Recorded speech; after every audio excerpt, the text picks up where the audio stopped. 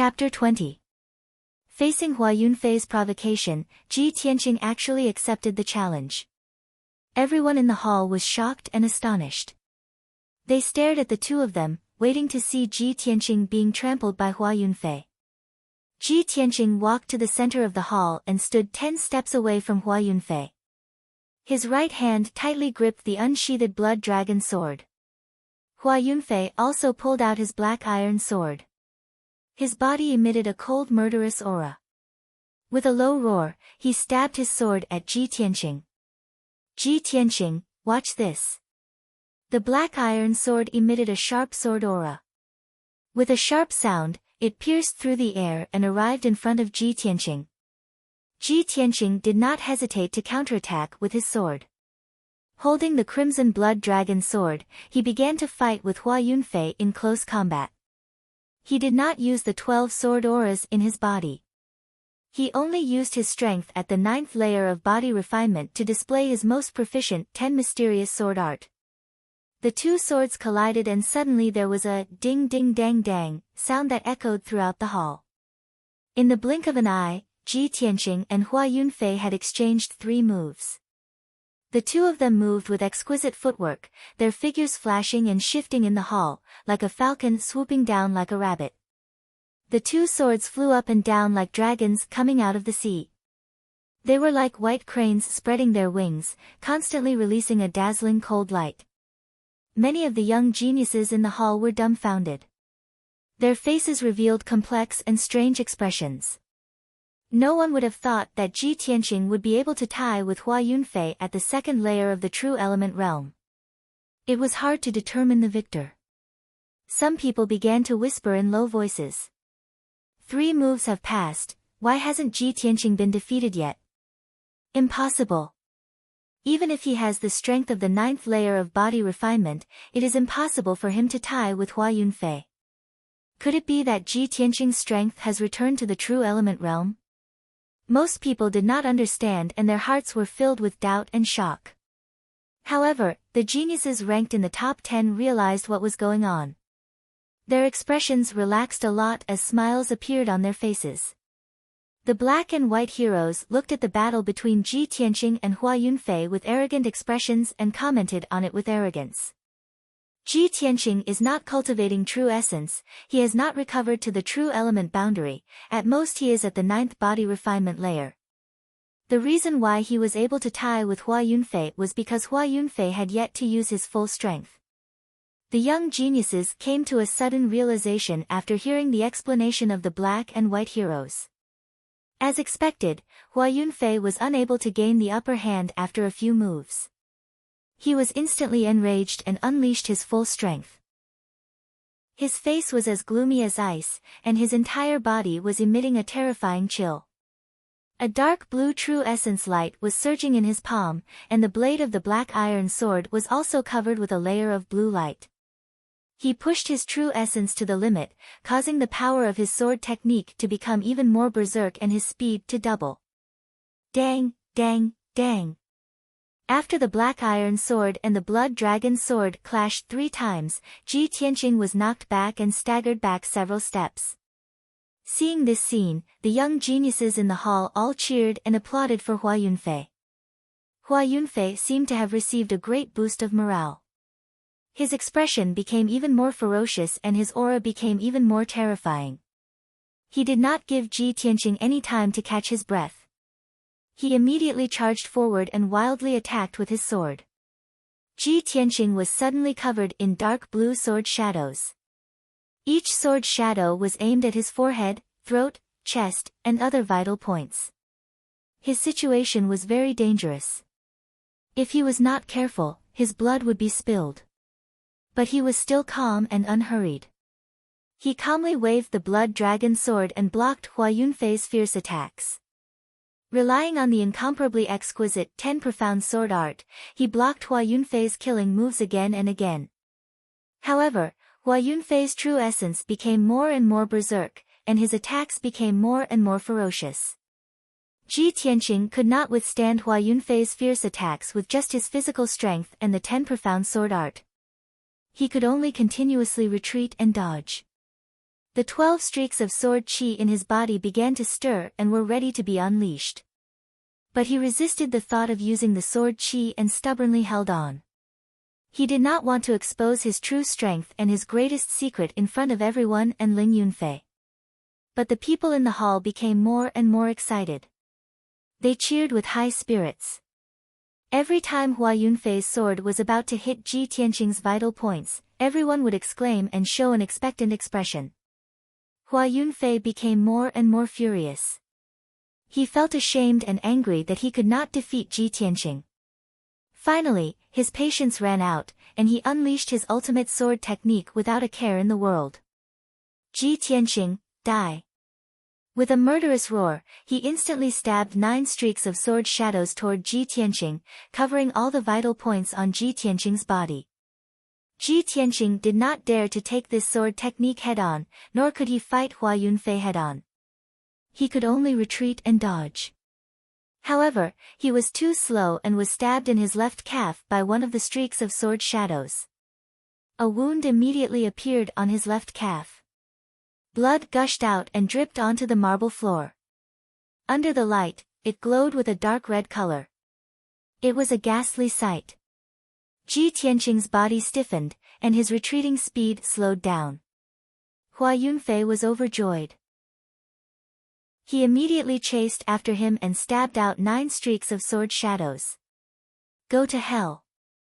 This time, the 9 streaks of sword shadows surrounded Ji Tianqing's vital points, making it impossible for him to dodge. He was about to be stabbed by the sword light and die under Hua Yunfei's sword. At this critical moment, Ji Tianqing's eyes flashed with a cold murderous intent. He made a decision without hesitation. He was going to use the sword chi in his body. Not only did he have to block Hua Yunfei's ultimate attack, but he also had to kill him. Even if he had to expose his strength and trump card in front of everyone, he could not care less. However, just as he was about to activate his sword chi, a dazzling golden sword chi suddenly flew down from the 2nd floor of the hall and arrived in front of Hua Yunfei in an instant. It was a huge sword light that was more than 2 meters long and as wide as a palm. It contained a terrifying power and instantly destroyed Hua Yunfei's 9 streaks of sword shadows. Bang! With a muffled sound, the 9 streaks of sword shadows collapsed at the same time and dissipated immediately. The huge sword light stabbed into the ground and left a huge crack in the marble floor before disappearing. Hua Yunfei was also sent flying by the terrifying power. He spat out blood and fell 30 feet away. This sudden scene left everyone dumbstruck. They were completely dumbfounded. Even Ji Tianqing did not expect that an expert would save him at this critical moment. He subconsciously raised his head and looked at the 2nd floor of the main hall. His gaze landed on a room that was blocked by a screen. At the same time, a clear and melodious female voice came from the room. It's just a friendly exchange of pointers. Why do you have to kill me? Hearing this familiar and pleasant voice, Ji Tianqing's body trembled and a smile flashed across his eyes. He knew that she had made a move. Chapter 21. It wasn't until the woman finished speaking that everyone in the hall came back to their senses. Everyone raised their heads and looked at the room on the 2nd floor with deep reverence. Everyone could see that the person who could use a sword ray to stop Hua Yunfei and create a crack in the ground was definitely a great expert. The woman's voice sounded very young, as if she was only 17 or 18 years old. Some of the smarter youths immediately guessed that the woman must be a genius disciple of the Sky Pillar sect. Previously, everyone was very puzzled. Didn't the little prince say that the people from the Sky Pillar sect would come tonight? Why hadn't they appeared yet? At this moment, everyone finally came to a realization. It turned out that the people from the Sky Pillar sect had arrived long ago, but they disdained to sit in the hall with them. The entire hall quietened down to the point that one could hear a pin drop. Everyone looked at the 2nd floor with reverence and didn't dare to make any noise. Since they knew that the people from the Sky Pillar sect were on the 2nd floor, who would dare to be rash? Hua Yunfei, who had been injured and spat out blood, got up in a sorry state and glared at Ji Tianqing with incomparable resentment. His heart was filled with monstrous rage and killing intent, but he could only forcefully endure it and didn't even dare to let out a fart. The genius disciple of the Sky Pillar sect had already warned him. If he dared to make a move again, the next sword ray would definitely kill him on the spot. Ling Yunfei's expression was somewhat unsightly as a cold light surged in her eyes. She secretly glanced at Ji Tianqing, then raised her head to look at the second floor, revealing a thoughtful expression. Damn Ji Tianqing. He was clearly about to die under Hua Yunfei's sword, but he was actually saved by the Sky Pillar sect's disciple. What does he have to do with the Sky Pillar sect? Why would that woman save him? She couldn't understand and couldn't see what was so special about Ji Tianqing that was worthy of the Sky Pillar sect's help. However, she thought about it and temporarily suppressed the anger in her heart. There were too many people at the Dragon's Gate banquet. It was indeed inappropriate to let Hua Yunfei kill him in public. However, Hua Yunfei has also tested Ji Tianqing's strength. He has indeed not recovered to the true energy stage, and is at most at the 9th level of the body refinement stage. Since that is the case, once he leaves the Spirit Flame Palace, he will not be able to return to the Ji Mansion alive. The dozens of young talents in the hall didn't dare to open their mouths. The room on the second floor was also silent. No one dared to open their mouths. The atmosphere in the field was somewhat stifling, as if even the air had frozen. At this time, young Prince Ji Ling walked down from the second floor. He had a modest smile on his face and opened his mouth to smooth things over. He told everyone not to be restrained and to continue exchanging pointers and showing off their strengths. Of course, in order to ensure that there would be no more grudges, he sat on the main seat and didn't return to the second floor to serve the people of the Sky Pillar sect. Only then did the atmosphere in the hall ease up, and everyone's mood became much more relaxed. Hua Yunfei suppressed his anger and humiliation and silently retreated to tend to his injuries. Ji Tianqing didn't stay either. He silently cupped his hands towards the room on the second floor, then turned around and walked out of the hall. In any case, his goal for coming to the banquet tonight was to see the people of the Sky Pillar sect. Now that he had achieved his goal, the people of the Sky Pillar sect couldn't appear in front of everyone, so he naturally had to leave. Ji Hao didn't leave with him and stayed in the hall to continue drinking and chatting with the other young talents. In an exquisite private room on the second floor, the furnishings were abnormally luxurious, and the air was filled with a faint sandalwood fragrance. At a pear-wood table near the window sat 2 young men and a woman in a white dress. One of the young men was tall and sturdy like an iron tower. His skin was a bronze color, and his arms and chest were muscular. He emitted a ferocious aura. This person's name was Hao Meng, and he was ranked 9th among the Sky Pillar sect's true disciples. He was born with divine strength and was incomparably valiant. The other young man was thin and tall. His face was sickly pale, and he looked very weak. In reality, he was ranked 6th among the Sky Pillar sect's true disciples. His surname was Bai and his name was Wu Chen, but very few people knew his real name. The powerhouses of the various countries in the Heavenly Qin territory only knew his nickname, White Impermanence. As for the woman in the white dress, she was slender and graceful, and her face was fair and beautiful. Her limpid eyes contained an unfathomable aura. Her waist-long black hair was draped behind her like a black waterfall, making her seem even more ethereal and otherworldly like a fairy. She was the chief disciple of the Sky Pillar sect, the peerless genius who suppressed the young elites of the 10 nations, Yun Yao. The 3 of them tilted their heads slightly and looked at the hall downstairs through the wooden window lattice with calm and indifferent gazes. Hao Meng stared at Ji Tianqing and watched as he turned around and left the hall, his back disappearing into the darkness outside the hall.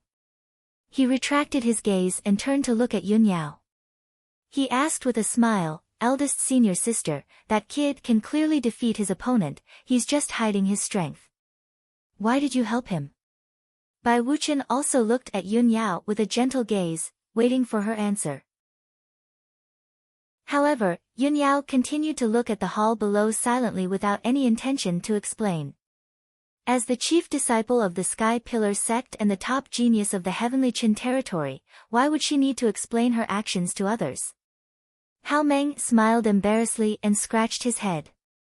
In order to cover up his embarrassment, Bai Wuqian also hurriedly changed the topic. He looked at the crowd in the hall indifferently and said in a contemptuous tone, if it weren't for completing the task given by the sect, why would eldest senior sister participate in such a low-level and boring banquet? Obviously, he was very disdainful of the self-proclaimed young talents in the hall. In his eyes, the group of young people who looked dignified on the surface but were actually sinister and despicable were simply as laughable as clowns. Hao Meng grinned and said, however, Senior Brother Bai, I think this little prince is quite capable.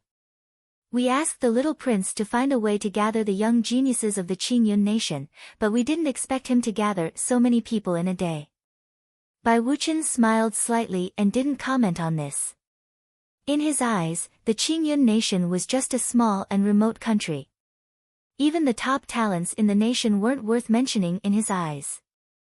Yun Yao frowned slightly and said in a calm tone, it seems that we won't be able to find the people we're looking for tonight. She looked at Hao Meng and asked, Junior Brother Hao, are the people who passed the sex entrance test and are qualified to participate in next month's competition all here tonight? Hao Meng quickly replied, eldest senior sister, I asked the little prince before and he said that only a portion of the people who passed the test came to the banquet. Among the young geniuses who came to the banquet tonight, there are some who didn't pass the entrance test but their aptitudes are quite good. Yun Yao nodded slightly and said to the two, Junior Brother Bai, Junior Brother Hao, go find the two deacons who are in charge of recruiting disciples and are in charge of next month's competition. Investigate the list of people who passed the entrance test and see if you can find any clues. Hao Meng was stunned and asked doubtfully, eldest senior sister, aren't you coming with us to meet up with the two deacons? Yun Yao shook her head gently, I'm going to the Taiyi Mountains. It'll take me a few days. Bai Wuqian raised his eyebrows and asked doubtfully, eldest senior sister, why are you going to the Taiyi Mountains? Yun Yao said in a low voice, it's said that there's a kind of spiritual medicine in the Taiyi Mountains called the red star flower. This flower is nurtured by the fire of the stars and only blooms once every 60 years. If I can get my hands on this flower, I can cure junior sister's illness and save her from the torture of the extreme cold poison. Hao Meng and Bai Wuqian's expressions changed slightly at the mention of junior sister. Their eyes were filled with pity and sympathy. Bai Wuqian quickly said to Yun Yao, eldest senior sister, I'll go with you. Yun Yao shook her head gently and said calmly, no need. The red star flower is a top-grade spiritual medicine and has a strong spirituality. Whether we can find it or not depends on luck. It's not useful with more people. You just need to investigate the people the sect is looking for and complete the mission as soon as possible. Brothers and sisters, if you think this book is good, please lend a hand and add it to your bookshelf. If you can even vote for it, little he will be even more grateful. Chapter 22. After Ji Tianqing left the Qingyun Hall, he walked out of the Spirit Flame Palace in the cool night wind and stepped into a carriage parked by the side of the road. He didn't need to say anything. The coachman, Old Lei, naturally understood and drove the carriage into the darkness, heading back to the Ji mansion. Ji Tianqing sat in the carriage and simply wrapped the wound on his calf with a piece of cloth. Then he frowned and thought about what had just happened. Not long after, the carriage drove into a dark bluestone path. Although the path was a bit remote and there were only a few houses nearby, it was the only way to return to the Ji mansion from the Spirit Flame Palace. Large trees grew on both sides of the path, making it seem dark and depressing in the night. The carriage moved forward at a moderate pace. Only the sound of hooves could be heard in the night sky. Suddenly, a sharp sound broke through the air. The coachman, Old Lei, let out a muffled groan. His body rolled off the carriage and fell to the ground. Ji Tianqing instantly woke up. He immediately opened the curtain of the carriage and rushed to the coachman's side. He saw the coachman, Old Lei, lying motionless on the ground. He was already on the verge of death. There was a sharp arrow in his chest. Blood poured out from the wound and dyed his clothes red. Ji Tianqing's face became very gloomy. His eyes flashed with cold killing intent. He knew that there were assassins lying in ambush here. Sure enough, the sound of footsteps could be heard from the path ahead. Two figures wearing black clothes were rushing over. Ji Tianqing made a prompt decision and rushed into the forest beside the path. He madly ran in the direction of the Ji mansion. The dense foliage was pushed aside by him, making a rustling sound. The two vigorous figures rushed over like the wind and chased him into the forest without hesitation. The two people madly ran with murderous intent. The treasured swords in their hands shone with a cold light under the curtain of night. Although Ji Tianqing ran like his life depended on it, his left calf was injured and he couldn't increase his speed. After a few short breaths, the two vigorous figures caught up to him. With a low shout, they launched an attack. Whoosh! Whoosh! The two swords were raised high up in the air, almost simultaneously chopping towards Ji Tianqing's head.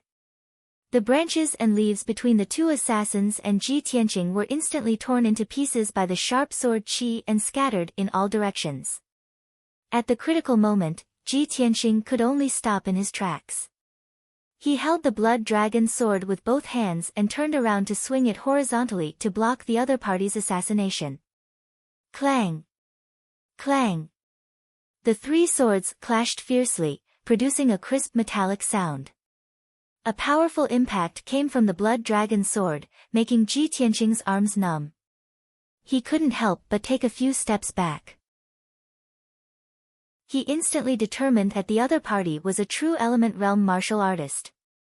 Sure enough, when he took a closer look, he discovered that the two assassins' swords were shrouded in a faint layer of true essence.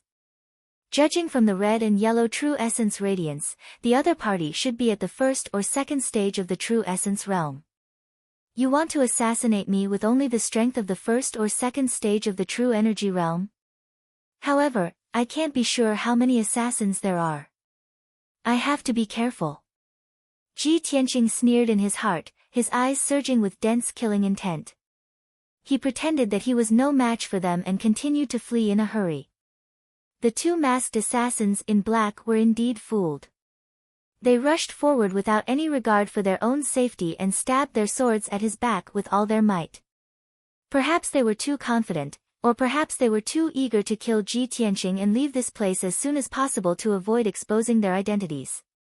Both of them had used their ultimate moves to assassinate Ji Tianqing, but they had neglected their own defenses, leaving them wide open and revealing many flaws. Just as the two of them were full of excitement and thought that they could kill Ji Tianqing on the spot, they saw Ji Tianqing suddenly turn around and reveal a mocking sneer. Die! Ji Tianqing growled with a murderous aura. He suddenly bent down and squatted down, narrowly dodging the two swords. The two swords brushed past his head, only 2 inches away, but they both missed. Moreover, the chest and abdomen of the two masked assassins were exposed in front of him without any defense. Ji Tianqing was waiting for this moment. He did not hesitate to put down the blood dragon sword and raised both of his palms to attack the chest of the two assassins. Peng peng. With a muffled sound, his palms solidly hit the two assassins. 2 rays of dark golden sword qi shot out from his palms and pierced the hearts of the two assassins without any hindrance. The two masked assassins suddenly trembled and their charging footsteps stopped. The two of them turned around, widened their eyes in disbelief, and stared at Ji Tianqing. Their mouths let out a muffled shout. You're not. This. How is this possible? Their eyes were filled with fear and anger. They could not believe that they were defeated by a third-level body refinement trash. The two of them knew that they were going to die, but they were unwilling to give up. They waved their swords and stabbed towards Ji Tianqing's head. But Ji Tianqing had already grasped the blood dragon sword. He waved his hand and swept out, deflecting their swords. The two assassins retreated a few steps and weakly held onto a tree. Blood poured out of their mouths and soaked their masks. The two of them could not say another word. Their throats made a gee sound and the life in their eyes quickly disappeared. In the blink of an eye, the two of them softly fell to the ground. They laid in the grass and no longer made a sound. Ji Tianqing hurriedly used his sword to remove their veils. After seeing their faces clearly, he sneered, as expected. Hang! Ling Yunfei, you still won't let me go. This was because he recognized one of the assassins. It was the bodyguard that always followed Ling Yunfei. He was worried that there were more assassins nearby, so he did not dare to stay. He turned around and continued to run.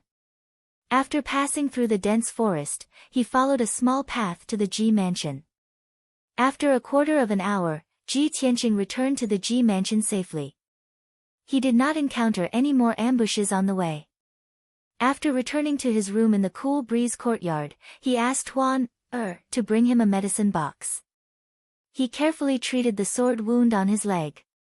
After taking care of the wound, he let Huan leave to rest. He entered the secret room and went into closed-door cultivation. Tonight's events made him realize that his opponent couldn't wait to get rid of him. Not only could he not leave the city, even the imperial city was not safe. On the way home, he would be ambushed by assassins. He could not help but wonder if his opponent would send someone to the Ji mansion to assassinate him. Thinking of this, his desire to increase his strength became even stronger. Cultivate. I must quickly condense a sword embryo and return to the true element realm. Ji Tianqing quickly entered into a state of cultivation. He focused on cultivating his heart of the sword and condensing new sword qi. The night passed quickly. On the morning of the second day, he condensed 2 more sword qi and stored them in 2 acupuncture points in his body. He recovered the strength of 12 sword qi and endured the pain of being dismembered. He tried to move the sword qi towards his dantian. The result was obvious. He failed again. The 12 sword qi were stored in 12 acupuncture points in his body. These acupuncture points were distributed on the back of his hand, arm, shoulder and chest. It was almost impossible to move all the sword qi to the dantian in his abdomen. His weak meridians could not withstand the sword qi's tearing and cutting. Ji Tianqing had no choice but to stop cultivating. He lay down in the secret room to rest. He closed his eyes and laid on the ground. His mind was constantly thinking. What went wrong? Why was it that after he had condensed the 12 sword qi, he could not condense a sword embryo even after trying more than 10 times? Could it be that something went wrong with his cultivation? Or was his cultivation method wrong? Chapter 23. Ji Tianqing's heart was filled with doubts and apprehension. The path of the heart of the sword that he cultivated was a strange and unheard of cultivation path. Now that he was unable to condense the sword embryo and was stuck in a bottleneck, he would not be able to break through in a short period of time. Moreover, he did not have the cultivation experience of others or his ancestors to learn from. He could only rely on his own comprehension and exploration. This unique path of the heart of the sword was destined to be a bumpy and extremely difficult cultivation path. Ji Tianqing thought for a long time without any clue, so he thought of Kenshin's tomb. He decided to enter Kenshin's tomb again to observe the tombstones, hoping to find the crux of the problem. He held his breath and concentrated his mind, gathering his consciousness in the black hole in his dantian. This method worked, and his consciousness was quickly swallowed by the black hole. Ji Tianqing's body remained in the secret chamber, but his consciousness entered a cold and dark space. Swoosh! His consciousness condensed into a translucent body, which looked exactly like him, and entered the space of Kenshin's tomb again. Beneath his feet was still cold and hard soil and sand, and the air was still filled with gray fog, emitting the aura of death. Although this was Ji Tianqing's second time here, he still felt a sense of novelty and awe towards this space. His consciousness floated forward, observing the situation in the wilderness along the way.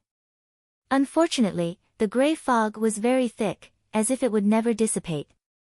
It blocked his vision, making it impossible for him to see the scene in the distance. Not long after, he came to the black sword tombstone that was as huge as a mountain. The words, "Tomb of Kenshin," on the sword tombstone were still so sharp and intimidating that he did not dare to look at them. The 18 black and cold tombstones still stood quietly on the left and right sides of the sword tombstone. The first time Ji Tianqing came here, he saw the path of the heart of the sword on the 9 tombstones on the left. This time, he paid special attention to the 9 tombstones on the right and observed them for a while. The 9 tombstones on the right also had ancient words engraved on them, but for some reason, the words were hazy and blurry, making it impossible for him to see them clearly. Ji Tianqing guessed that the words on the 9 tombstones must be even more profound and obscure. With his current realm, he couldn't read them. Thus, he withdrew his gaze and walked to the tombstones on the left. He stared at the first tombstone, wanting to study the words on the tombstone again to verify his cultivation method and see if there were any mistakes. However, the tombstone was completely blank.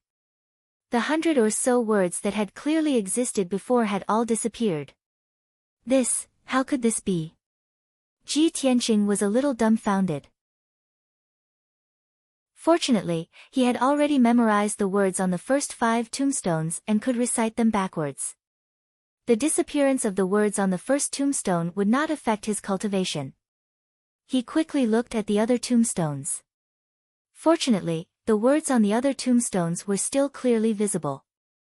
Ji Tianqing frowned as he pondered. The words on the first tombstone record the first level of the way of the sword heart, the method to condense sword qi and nurture the sword embryo.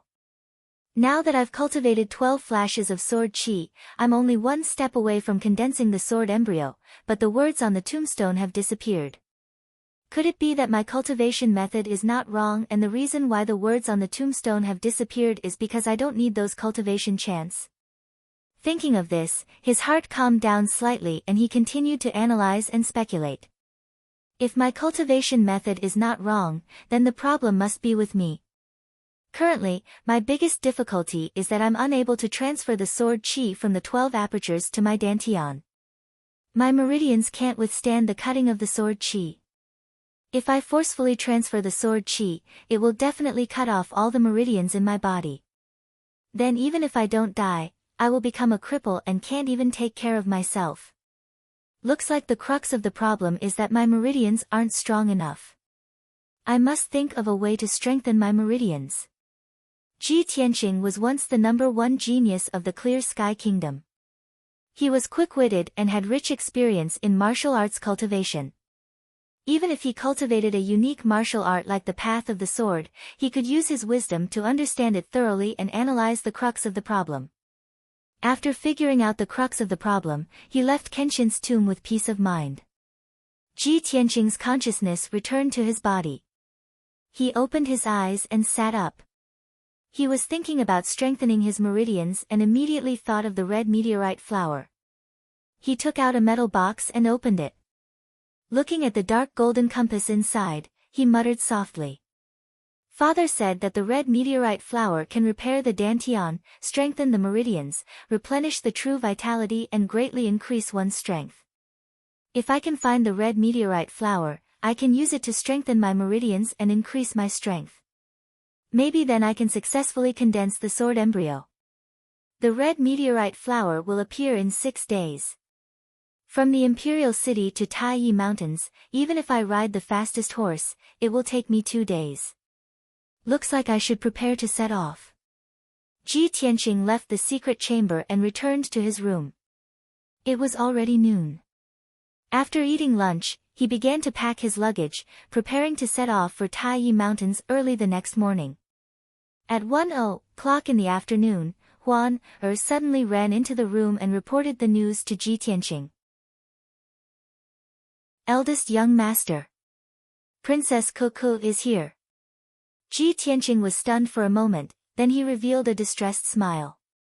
Why is the little princess here? He hid his luggage and walked out of the room.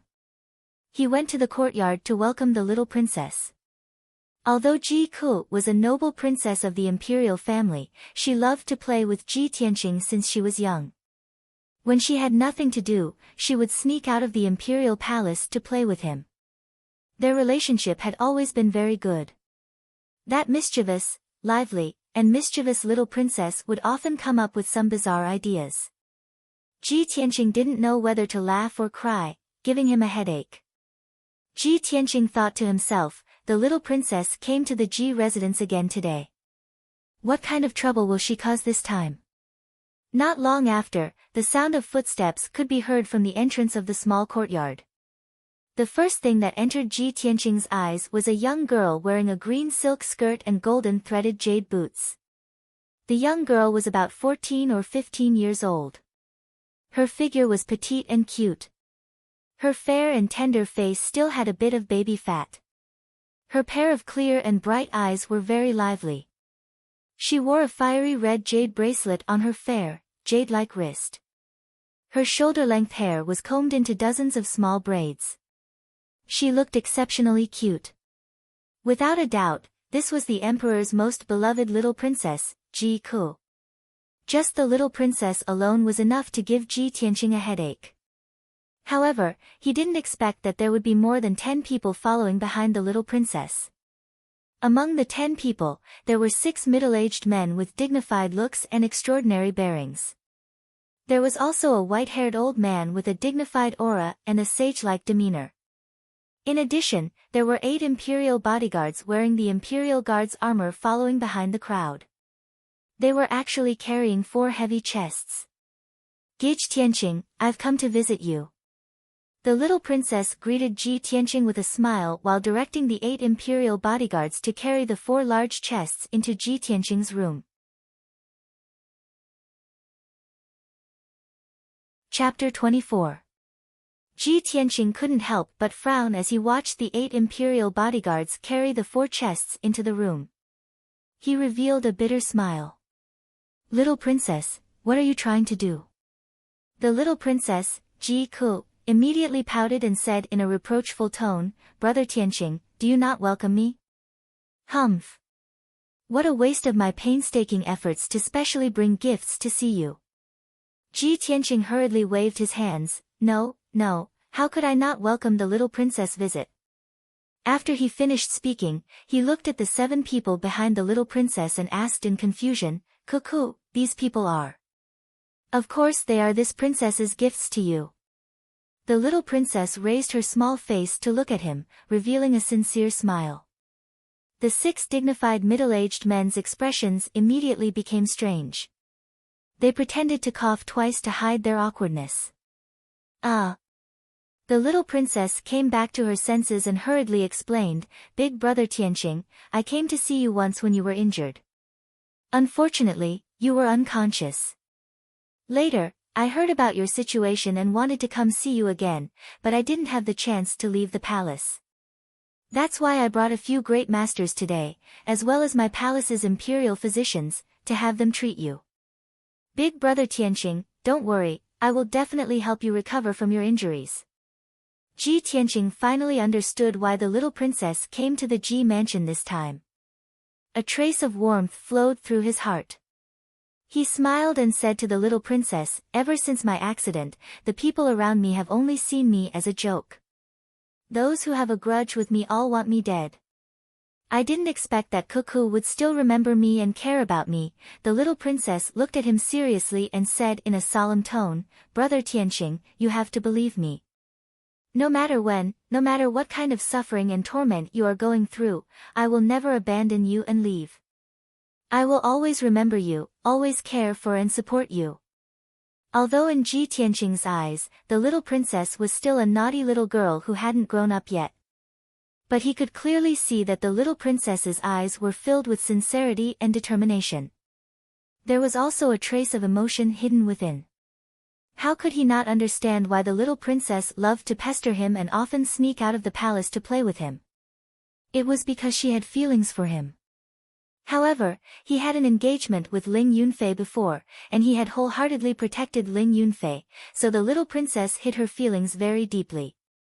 Thinking of this, he couldn't help but reveal a smile and nodded, Cool, thank you. The little princess smiled sweetly and naturally held his arm as they walked into the room. Brother Tianqing, I heard that Ling Yunfei came to the Ji mansion to cancel the engagement. In my opinion, it's good that this engagement is cancelled. Big brother Tianqing, don't take it to heart. You are so outstanding, Ling Yunfei is not worthy of you. I've already guessed it. This woman has ulterior motives. She deliberately approached and used you. Despicable woman. She's too scheming. Speaking of Ling Yunfei, the little princess took it to heart. She had a look of deep hatred and her face turned cold from anger. Speaking of Ling Yunfei, Ji Tianqing's eyes flashed with a trace of coldness, but he quickly suppressed it. The two entered the room and sat down. After chatting for a while, the little princess asked the imperial doctor and several masters to treat Ji Tianqing. After the little princess's introduction, Ji Tianqing found out that the white-haired old man was her palace's imperial doctor. As for those middle-aged men with dignified appearances and extraordinary bearings, they were all martial Dao and alchemy grandmasters. They had extremely high attainments in their respective fields. As for the 4 heavy boxes, they were all filled with various elixirs and martial arts manuals. There were also some alchemy materials. The value of the items in the 4 boxes was at least 5 million taels. Ji Tianqing repeatedly waved his hand to reject the little princess's kind intentions. He explained with a smile, "Cool, I appreciate your kind intentions. I have already found an expert to treat me. Currently, my body is fine. As long as I rest well, I will recover." Although the little princess was worried about him, she did not want to force him. Thus, she asked the imperial doctor and the masters to leave. Brother Tianqing, even if you don't need the imperial doctor and the masters to treat you, you must accept the boxes of elixirs and materials that I am giving you. Otherwise, you won't treat me as a friend. Seeing her determined attitude, Ji Tianqing did not reject anymore. He smiled and nodded in agreement. The little princess then smiled and said to him in a low voice, "Brother Tianqing, I have asked my father and the imperial doctor before. I know something that can help you recover your strength quickly. There is a kind of elixir in Taiyi Mountains called the Red Star Flower. It is said that it only appears once every 60 years. This flower has magical effects. It can repair damaged dantian and meridians, greatly increasing a martial artist's strength. My grandfather's dantian was damaged when he was young. He could not cultivate his true essence his entire life. He used the Red Star Flower to repair his dantian and become a Tongxian expert. Brother Tianqing, the imperial doctor said that the Red Star Flower will appear in about 6 days. I have decided to go to Taiyi Mountains to find the Red Star Flower to save you." Hearing this, Ji Tianqing's heart skipped a beat. His expression changed slightly. He quickly shook his head, "Ku, you cannot go to Taiyi Mountains. That is the famous forest of death in Yunzhou. Taiyi Mountains is dangerous. There are countless ferocious beasts and powerful demonic beasts. If you are not careful, you will lose your life. Moreover, the Red Star Flower is about to appear.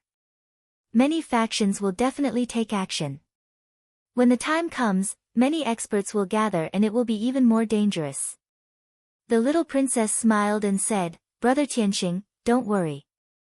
I will bring the imperial experts to protect me. You, on the other hand, have fallen to the body refining realm after you were severely injured. You must not go to Taiyi Mountains. Stay in the Ji mansion and recuperate. I will definitely find the Red Star Flower to save you. You can stay at home and wait for my good news." Ji Tianqing was full of worry. He tried to persuade the little princess. However, the little princess had already made up her mind. She had clearly made her plans and preparations. Her attitude was very firm. After discussing this matter, the little princess comforted him with a concerned tone. She gave him a few words of advice before leaving. After sending the little princess off, Ji Tianqing returned to his room. Looking at the 4 large chests filled with medicinal pills and materials, the corners of his mouth revealed a bitter smile. This little princess has really put in a lot of effort for me. She is going to Taiyi Mountains rashly. I only hope that she will not encounter any danger. Although I am going to Taiyi Mountains as well, I must keep this a secret. I cannot tell anyone. After a while, Ji Tianqing moved the 4 big boxes filled with elixirs and ingredients into the secret underground room. He opened the boxes to take a look. There were many martial arts manuals and ingredients inside, as well as dozens of small white jade bottles filled with elixirs. It was a pity that most of the elixirs were for healing and increasing one's power. There were no elixirs that could strengthen one's meridians. When night fell, Ji Tianqing left the secret room and returned to his room to rest. After a night of recuperation, early the next morning, he carried a bag and quietly left the Ji mansion. He rushed to Taiyi Mountains. Chapter 25. After leaving the imperial city, Ji Tianqing rode his horse and sped towards the west. From the imperial city to Yunzhou's Taiyi Mountains, he had to cross Qingzhou, which was a total of 2,000 miles. Even if Ji Tianqing rode his frost snow wind chaser, which could travel 800 miles in a day, it would still take him 2.5 days to arrive. This time, he was going to Taiyi Mountains to search for the red meteorite flower. For safety reasons, he was especially careful.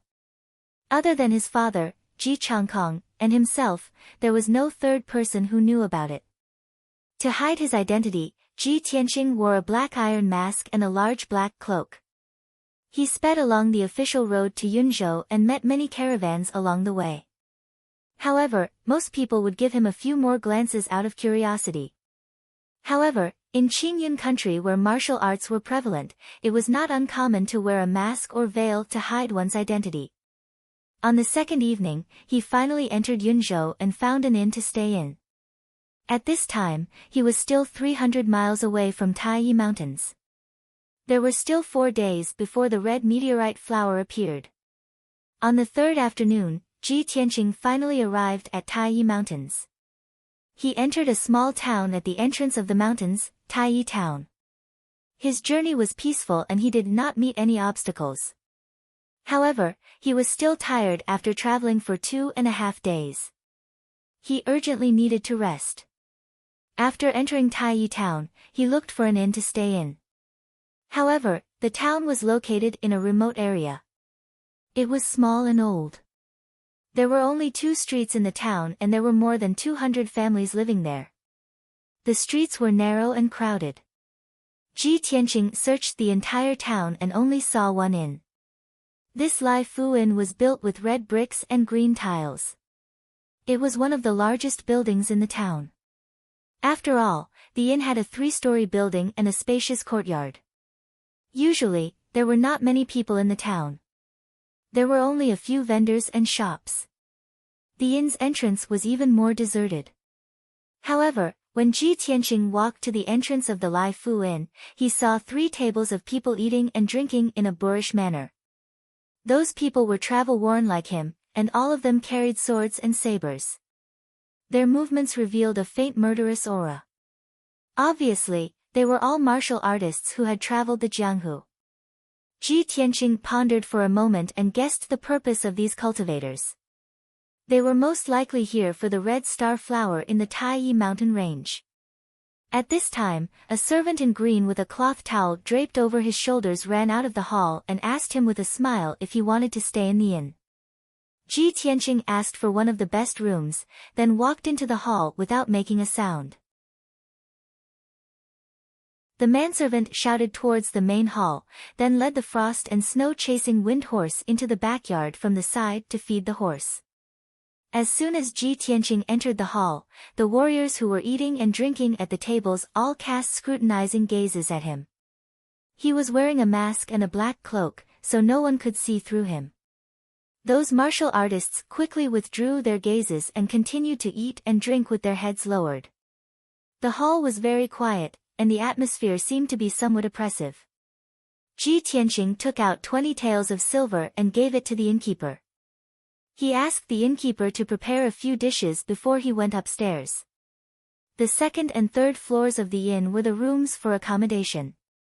The best room he asked for was on the third floor, close to the left wall of the backyard. There was a large pagoda tree that was more than 20 feet tall near the window. Ji Tianqing took off his mask and began to eat after the manservant delivered the food. After eating, he took a hot bath and sat on the bed to rest. He silently thought about his next plan. There are still 3 days before the red star flower appears. It's not suitable to enter the Taiyi mountain range today or tomorrow. The red star flower hasn't bloomed yet. It's too early to find it. It's even more dangerous. After thinking for a while, he decided to rest in the Laifu Inn for 2 days. He would enter the mountain the day before the red star flower bloomed. Unknowingly, a few hours had passed. Soon, night fell. During this time, a few more groups of people entered the Laifu Inn, making the inn more and more lively. Ji Tianqing stayed in the room and didn't show his face.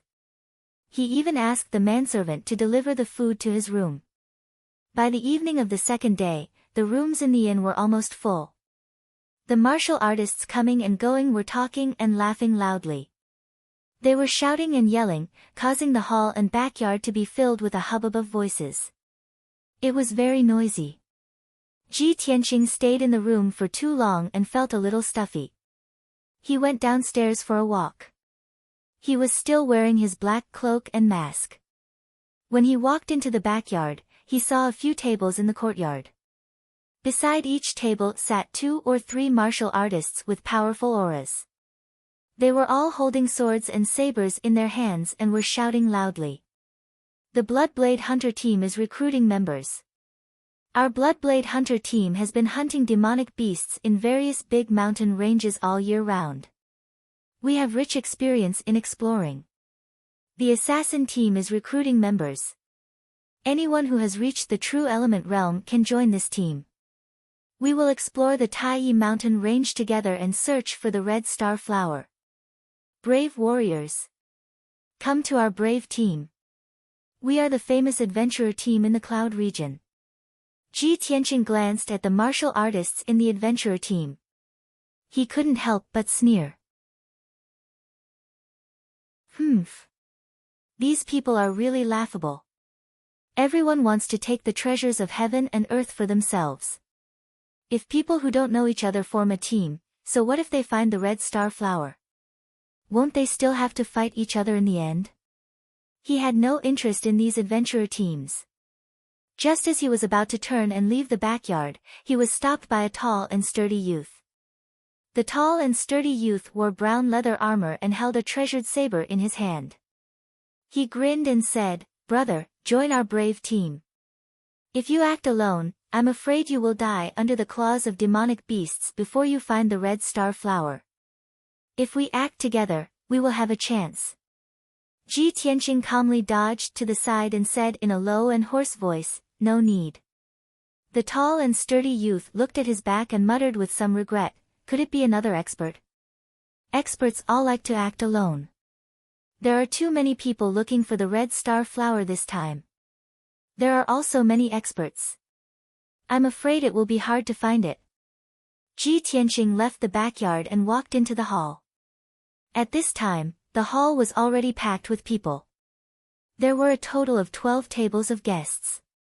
Many martial artists were eating and drinking around the tables. They kept bringing out jar after jar of good wine. The sound of wine cups and bowls clinking against each other was endless.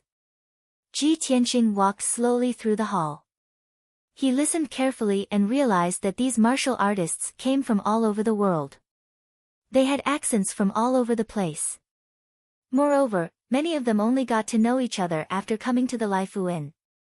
They either formed a small team with the same goal or acted as a go-between to do business. All in all, the Laifu Inn had never been so lively before. The hundreds of martial artists who gathered in the inn were from all walks of life. The big and small forces were tangled and complicated.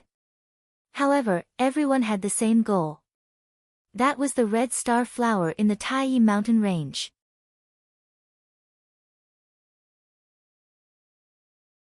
Chapter 26.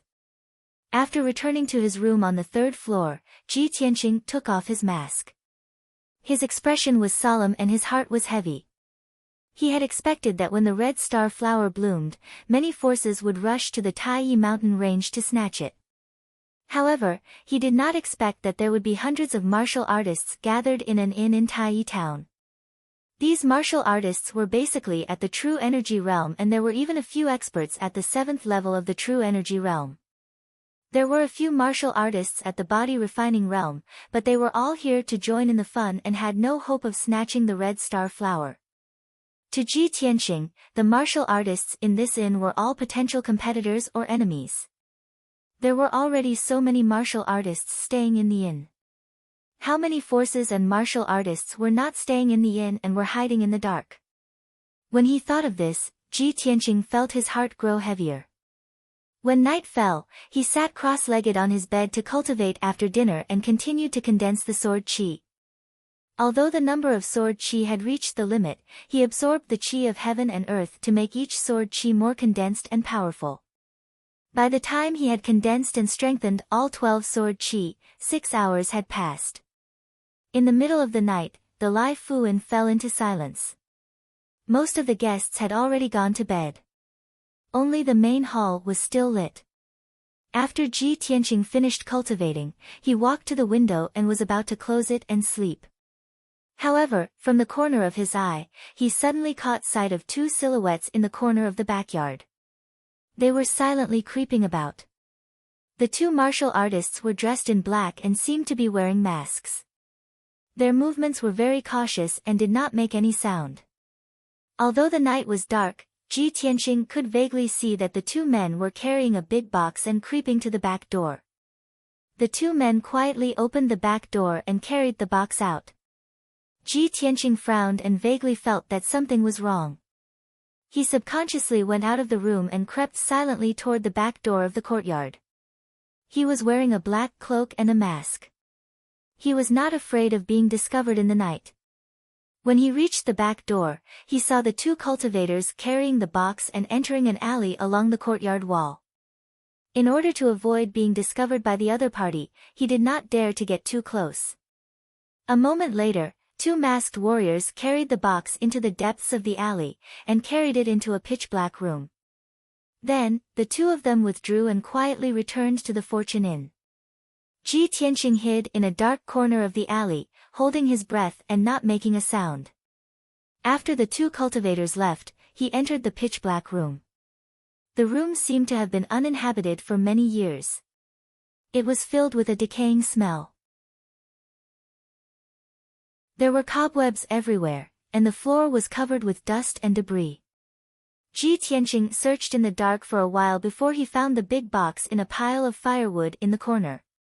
He tried to lift it, but the weight of the box was very heavy, as if it was filled with steel or stone. Puzzled, he took out a match and lit it, using the weak light to check the box. With just a glance, he frowned, and his eyes were filled with doubt. The iron box was locked, and the lock was a palm-sized gear. It needed to be rotated to the correct position to open it. Ji Tianqing was very familiar with this kind of box. Because the Ji family's forging workshop used this kind of box to store weapons and equipment. He tried to rotate the black gear, and twisted it to the correct position. The lock opened with a pa-da sound. Ji Tianqing opened the box to take a look. Inside the box, there were more than 20 treasured swords with scabbards made of mermaid skin. Mermaids were high-level vicious beasts in the sea. The Ji family's forging workshop would only use this kind of scabbards for profound-grade treasured swords. Ji Tianqing casually picked up a treasured sword, and examined the sword hilt. He saw the word Ji engraved on the sword hilt. His face became even gloomier, and the doubt in his eyes became even stronger. He looked at the patterns on the sword's blade. The thorny flower pattern made him immediately conclude that this profound-grade treasured sword came from the Profound Sword Workshop in the eastern suburbs of the Imperial City. It really is a treasured sword forged by my Ji family. These 24 profound-grade treasured swords are worth more than 1,000,000 taels. Why would they appear here? Isn't the profound sword workshop in the eastern suburbs under second uncle's control? Ji Tianqing's heart was filled with doubt. He felt that this matter was a little fishy. In order not to be discovered, he put the treasured swords back into the box, and locked the lock again. Then he extinguished the torch, and quietly returned to the Laifu Inn. However, when he returned to the Laifu Inn, there were endless quarrels and curses coming from the main hall. When Ji Tianqing walked into the main hall, he saw two figures fighting fiercely, and the clanging sound of swords clashing could be heard. He understood after hearing a few words. It turned out that the inn was full, and there was only one room left. Two groups of people just happened to arrive at the inn at the same time, so they quarreled over that room. One of the groups was three youths from the imperial city of Green Cloud. The three of them were dressed gorgeously and had a noble aura. Naturally, they were proud and arrogant, and when they spoke, they were overbearing. The other group of four came from the valiant barbarian state. They were all dressed in beast-skin clothes, and all of them had full beards and braids. Their arms and chests were full of tattoos. The leader of the four had a fiery temper. He did not care if the other party was a noble from the imperial city, and just a few words would cause a fight. The quarrel and fighting between the two sides woke up more than 10 guests, and they all ran to the main hall to watch the show. Ji Tianqing did not want to get involved in this kind of thing. He walked through the main hall and was about to step onto the stairs to return to his room. Unfortunately, when the true energy boundary white-robed youth slashed his sword at the bald man with the tattoo on his forehead, the bald man's sword was fiercely chopped at. Immediately, the sword that was flickering with a cold light changed its direction and went straight for Ji Tianqing. The white-robed youth was already very close to Ji Tianqing, only 5 steps away. This sword came out of nowhere and was as fast as lightning. Although Ji Tianqing retreated in time to dodge, he was still unable to avoid the treasured sword, and his cheek was immediately slashed by the blade. With a crisp clang, the black iron mask on his face was cut in half by the treasured sword, and fell to the ground with a clang. Ji Tianqing's face suddenly became gloomy, and his eyes flashed with a cold light. The white-robed youth and the bald man glanced at him, and without any change in expression, continued to fight. However, the white-robed youth's two companions who had been watching the fight and cheering suddenly let out a cry of surprise when their eyes fell on Ji Tianqing's face. Isn't this Ji Tianqing? Young Master Ji of the Ji family? Ha, as expected of the former number 1 genius, but now the great trash Ji. He can't even dodge the sword. If young Master Ji's face is accidentally injured, we can't afford to pay for it. Obviously, the two noble youths knew Ji Tianqing, and saw through his identity on the spot. Brothers and sisters, please add, please recommend, my new book needs everyone's support, Xiao He thanks you.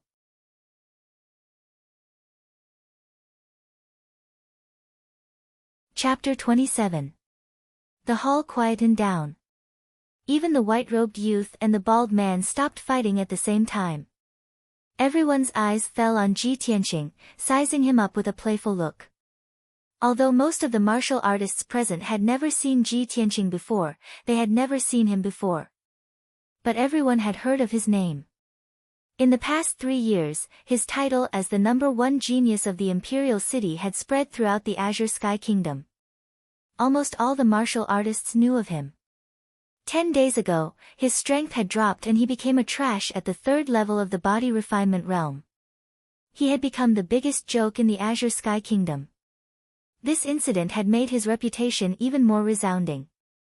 Recently, he had been the topic of gossip and jokes among the common people.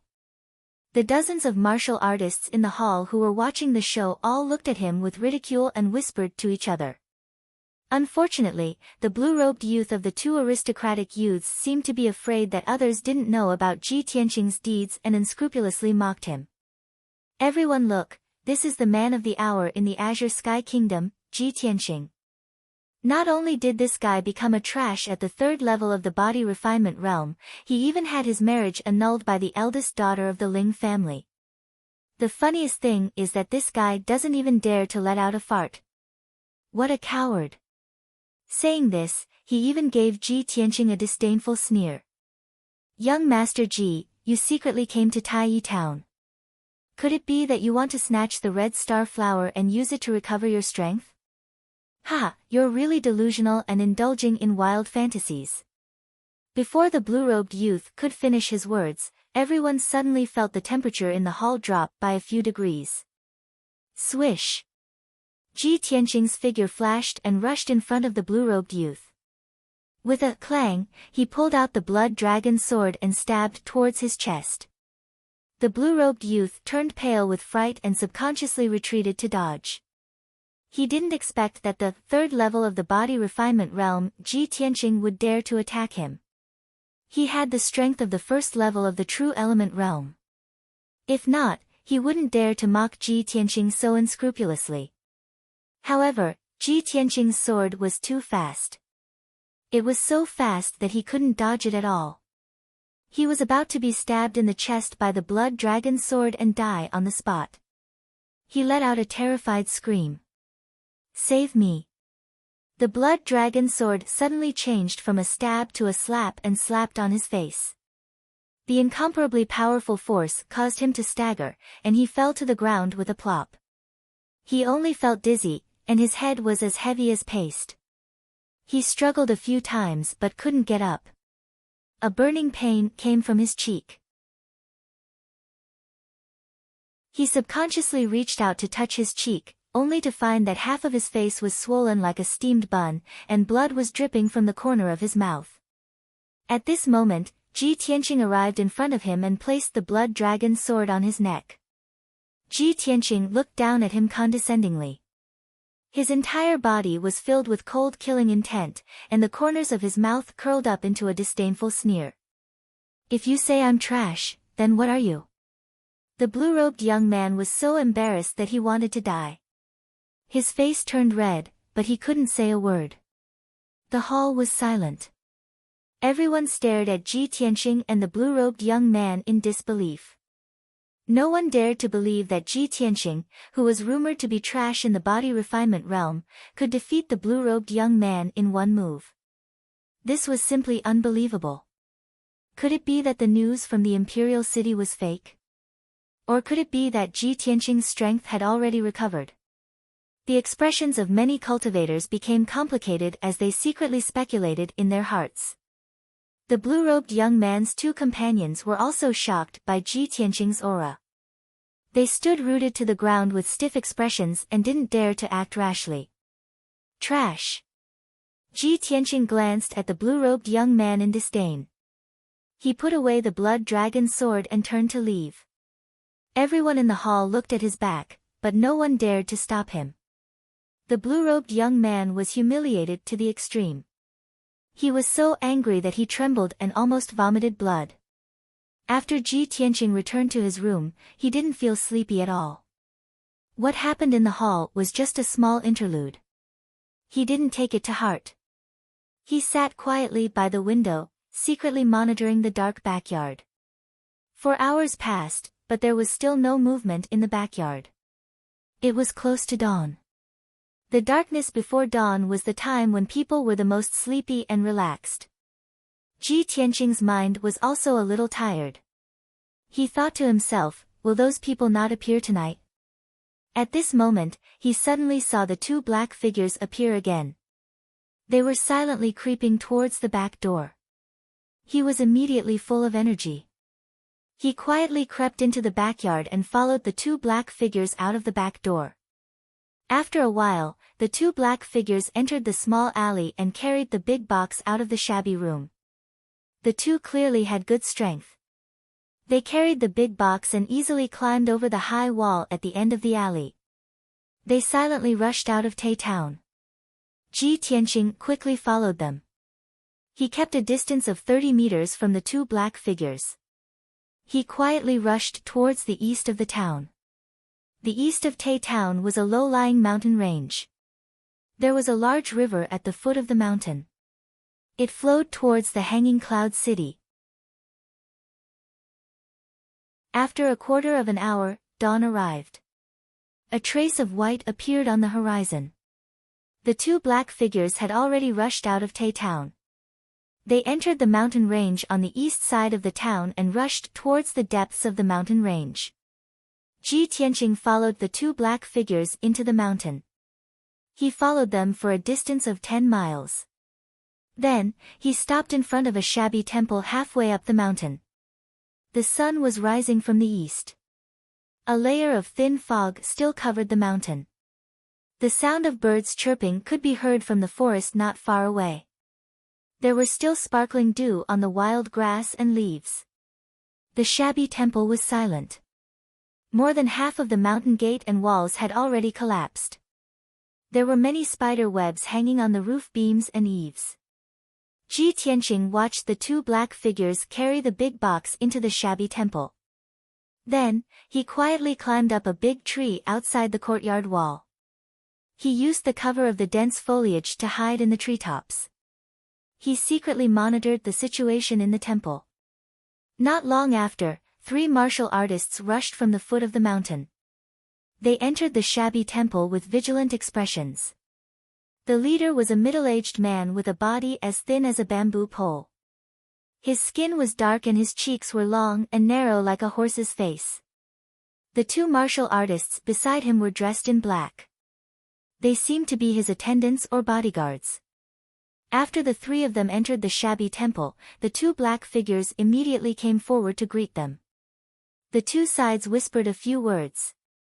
Then, the horse-faced man ordered his attendants to carry the big box and hurriedly left the shabby temple.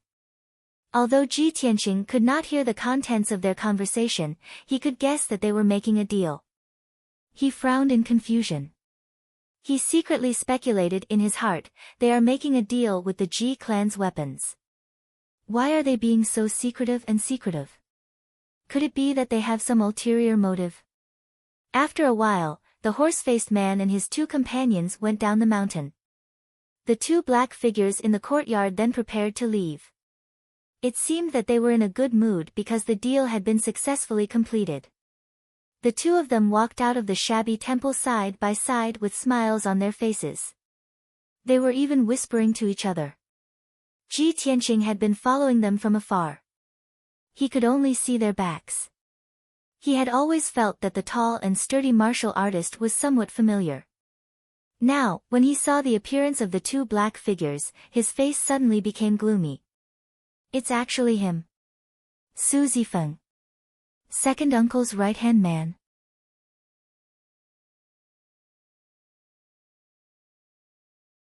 Chapter 28. Su Zifeng was a capable subordinate of the Ji family's second elder. He was deeply trusted and valued by the second elder and had always been in charge of the workshop in the eastern suburbs.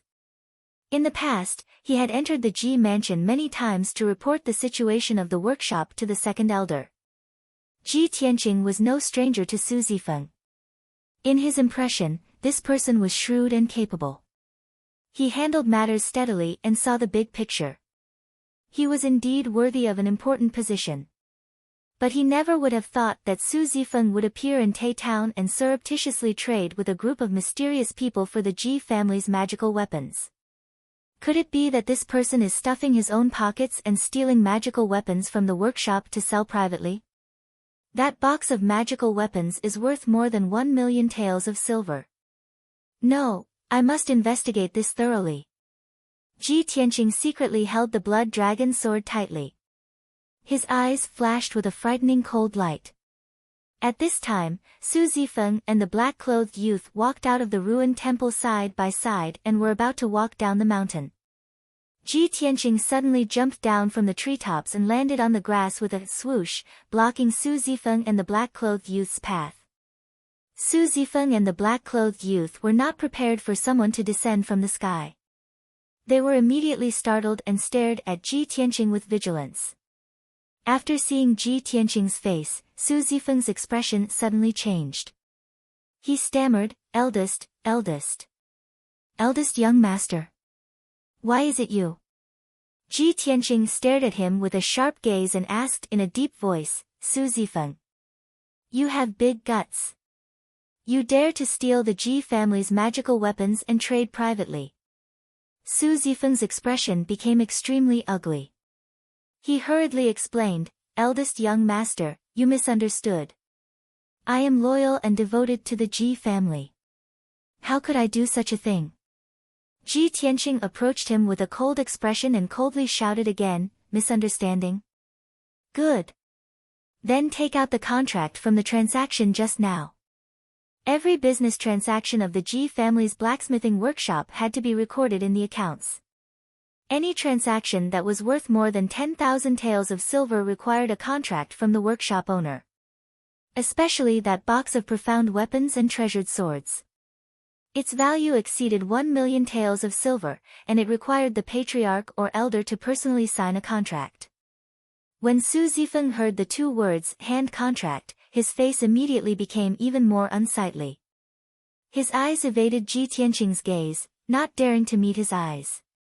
Ji Tianqing was even more convinced that there was something wrong with this deal, and he shouted in a dignified tone, Su Zifeng.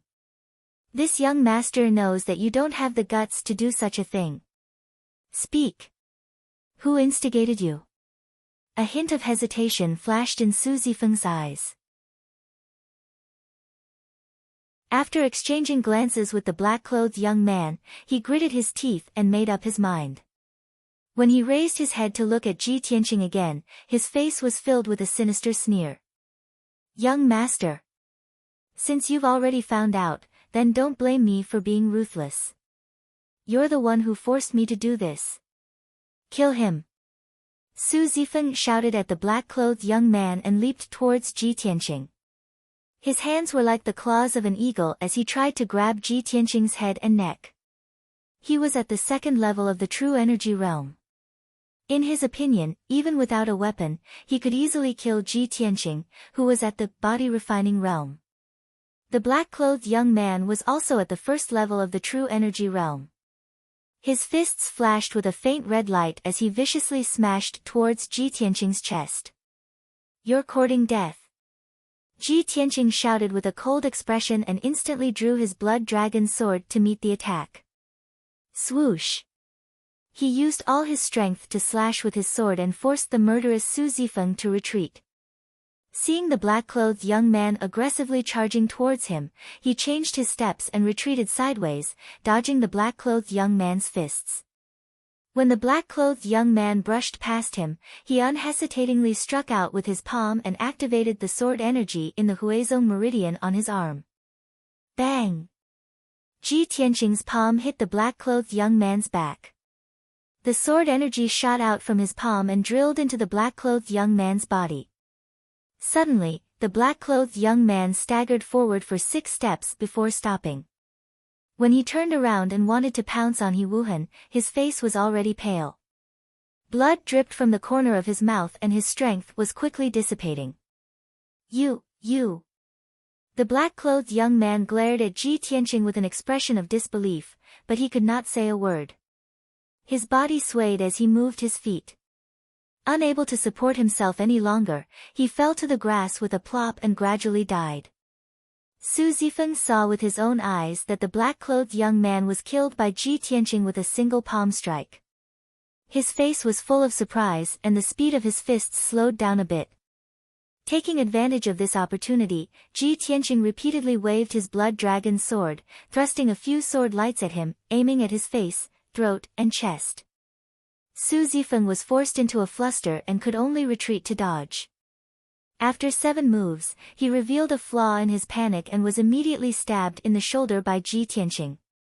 The indestructible blood dragon sword directly pierced a bloody hole in his shoulder, revealing his white shoulder bone. Su Zifeng let out a mournful scream.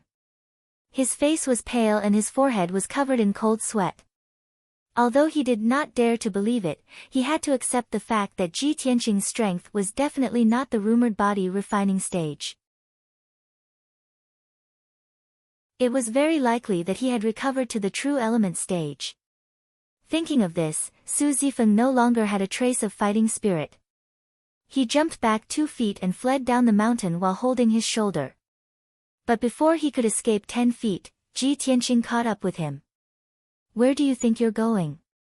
Ji Tianqing roared angrily and rushed behind Su Zifeng like a gust of wind.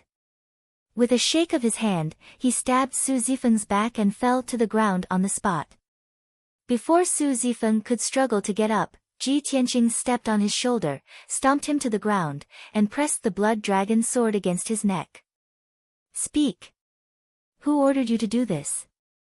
Su Zifeng was pressed on the grass and could not move. He knew that he could not escape this calamity and actually revealed a sinister sneer. He. I didn't expect young Master Ji to hide so deeply. However, you want to force clues from me? In your next life. As he spoke, his breath became weaker and weaker, and dark red blood kept flowing out of his mouth and nose. After a short while, he closed his eyes and no longer made a sound. Ji Tianqing hurriedly turned him over and checked his pulse, only to find that he had shattered his heart meridians and committed suicide. Damn it! He would rather die than let go. Who made him a suicide warrior and did not care about his life? Ji Tianqing muttered to himself as he put away the blood dragon sword with a gloomy expression. Su Zifeng's suicide caused a layer of haze to shroud his heart, and he increasingly felt that this matter was of great importance. If this matter was directly related to his second uncle, it might endanger the Ji family's foundation. He rummaged through Su Zifeng and the black-clothed youth's corpses to see if he could find any clues. Unfortunately, the two of them only had some broken silver and miscellaneous items on them. There were no useful clues. Ji Tianqing sighed helplessly and could only leave the ruined temple and go down the mountain. After 15 minutes, when he reached the foot of the mountain, two figures walked out of the ruined temple. The leader was a youth in a green robe. He was tall and handsome, and his temperament was extraordinary. It was Ji Hao. The middle-aged man behind him was dressed as a guard. He wore black leather armor and carried a sword. The middle-aged man glanced at the two corpses not far away and said with a gloomy expression, "Young Master Hao, this matter has been discovered by young Master Ji. What should we do? Should we?" As he spoke, he made a throat-slitting gesture. Ji Hao frowned and said with a gloomy expression, "If we make a move, no matter how covert it is, there will be traces left behind. It is far better to kill with a borrowed knife. This is Yunzhou, the Gu family's territory. Although Yunzhou provincial governor Gu Shiji is far away in the imperial city, I remember that Gu Hao's birth mother lives in Hanging Cloud City, 100 miles away. Let the Gu family know that Ji Tianqing has come to Tai Town and wants to enter the mountain to find the red star flower. I believe that Gu Hao's mother will not let go of this opportunity to avenge her son. Also, remember to remind the Gu family that Ji Tianqing's strength seems to have recovered to the true energy boundary."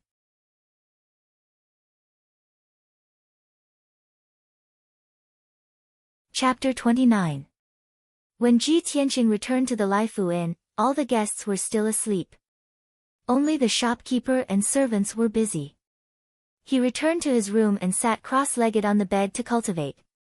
He had used up a strand of sword qi to kill Su Zifeng's companion, so he had to replenish it as soon as possible. As for Su Zifeng's private trade, he had decided to investigate and find out who the mastermind was. He had a strong premonition that this matter was related to his second uncle. However, he was in Tai Town and could not investigate this matter. He could only return to the imperial city and make further plans. After a while, he entered a state of cultivation and absorbed the qi of heaven and earth to condense sword qi. Time passed quickly, and when it was noon, the inn became lively again. There was a hubbub of voices, and it was clamorous and noisy. Ji Tianqing cultivated all the way until dusk. Not only did he condense another strand of sword qi, but he also cultivated the 12 strands of sword qi to be more solid and powerful. After dinner, he went to bed early to rest. However, in the latter half of the night, when he was sleeping soundly, he suddenly heard a "kacha" sound from outside the window. He immediately woke up and subconsciously reached for the blood dragon sword beside the bed. When he held the blood dragon sword and opened his eyes, he saw that the window was wide open. A black figure jumped up from the treetops outside the window and landed in the room. He rolled on the ground and pounced toward the bed. This person's movements were very agile and vigorous. His speed was extremely fast. He held a treasured sword in his hand that was emitting cold light in all directions and fiercely stabbed towards Ji Tianxing. Moreover, his palm and sword were shining with a faint yellow true essence light. He was obviously a true element boundary martial artist. This sword was fast and ruthless. If Ji Tianxing was still asleep, he would have been stabbed to death on the spot. At this critical moment, Ji Tianxing did not have time to think. He subconsciously waved the blood dragon sword to block. Clang! There was a sound of metal colliding. The blood dragon sword blocked the opponent's attack but was shaken by the huge force. Ji Tianxing was also pushed back by the huge force and almost hit the wall of the bed. He rolled to the bottom of the bed and swung his sword at the assassin. The black-clothed assassin clearly hadn't expected that he would wake up from his stupor. His sword strike, which he thought would surely kill him, had been blocked. He couldn't help but let out a soft cry of surprise. Seeing the blood dragon sword slashing towards him, his body curled up strangely. After dodging the blood dragon sword, he charged towards Ji Tianxing. Ji Tianxing was enveloped by the three sword lights. He felt a chill run down his spine. He instantly determined that the assassin's strength was at least at the third level of the true energy realm, and he was no match for him. At this critical moment, he could only wave his sword with all his might to block the attack. Ding ding dang dang dang, sounds of collision rang out again. He was once again forced back 5 steps and knocked over a vase that was half a man's height. The vase was smashed into smithereens, and the sound of shattering spread throughout the inn, waking up many guests. Taking advantage of Ji Tianxing's unsteady footsteps, the assassin in black was overjoyed and pounced over, brandishing his sword to stab Ji Tianxing's throat. In a moment of desperation, Ji Tianxing subconsciously struck out a palm at the black-clothed assassin, releasing a streak of sword qi. Swish! The two of them were too close, and the black-clothed assassin was caught off guard. His left eye was pierced by the sword qi. Ah! The black-clothed assassin let out a blood-curdling scream. He immediately withdrew his sword and retreated 2 steps. He covered his bloody eyes with his hands, and his entire body trembled in pain. Ji Tianxing thought to himself, good chance. He immediately counterattacked, and once again struck out a palm at the black-clothed assassin's chest, releasing another streak of sword qi. Even though the black-clothed assassin was blind in one eye, his strength was indeed powerful. At this critical moment, he was still able to maintain his calm, and brandished his sword with all his might, releasing 2 streaks of dazzling sword qi. Dang! Ji Tianxing's sword qi was shattered by the treasured sword. Bastard, go to hell! The black-clothed assassin angrily roared. His strength and speed suddenly doubled. He brandished his sword with all his might, releasing 6 streaks of dazzling cold light, enveloping Ji Tianxing's vital points. Obviously, he had used all his strength, and wanted to kill Ji Tianxing on the spot, and then escape far away. Ji Tianxing was forced to retreat. After retreating 3 steps, his back hit the wall. He had no way to retreat. His front and sides were blocked by the dazzling sword qi, and there was nowhere to hide. Seeing that his vital points were about to be pierced by the sword qi, blood splattering everywhere. At this moment of life and death, he still maintained a calm mind, and his eyes stared at the incoming sword qi. If you want me to die, don't even think about living. Instead of retreating, he advanced and rushed toward the black-clothed assassin as if he was courting death. He brandished his sword with his right hand, releasing a streak of sword qi to block the assassin's sword qi, and his left hand fiercely slapped toward the assassin's head. Dang, dang, dang, dang. After the 2 swords clashed 4 times, the blood dragon sword was finally sent flying, and it smashed into the wall behind Ji Tianxing. His left shoulder and right abdomen were also hit by the sword chi, and there was a finger-long cut on them.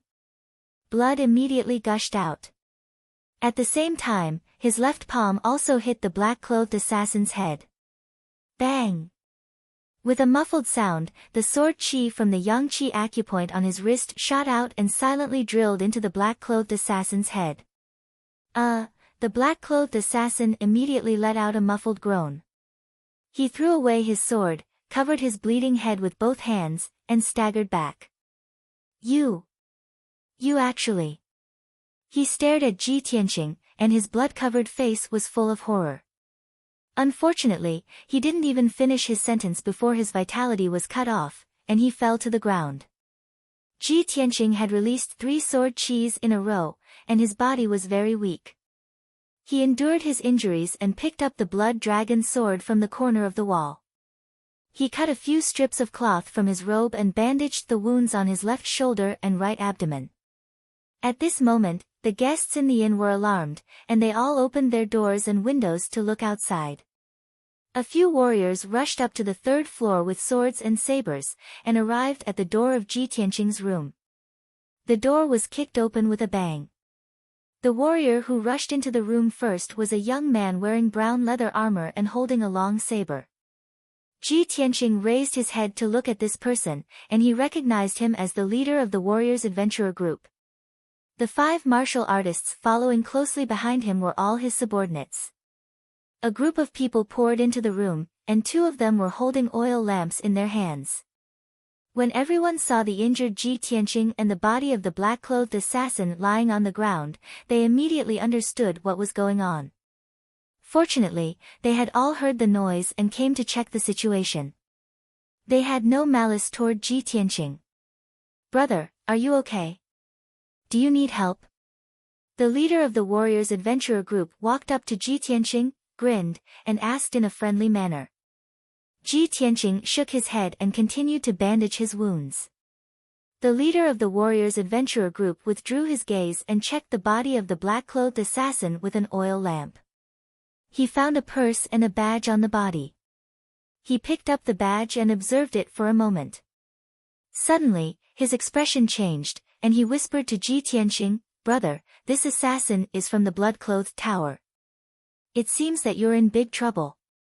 Ji Tianqing raised his eyebrows and asked in confusion, "What do you mean?"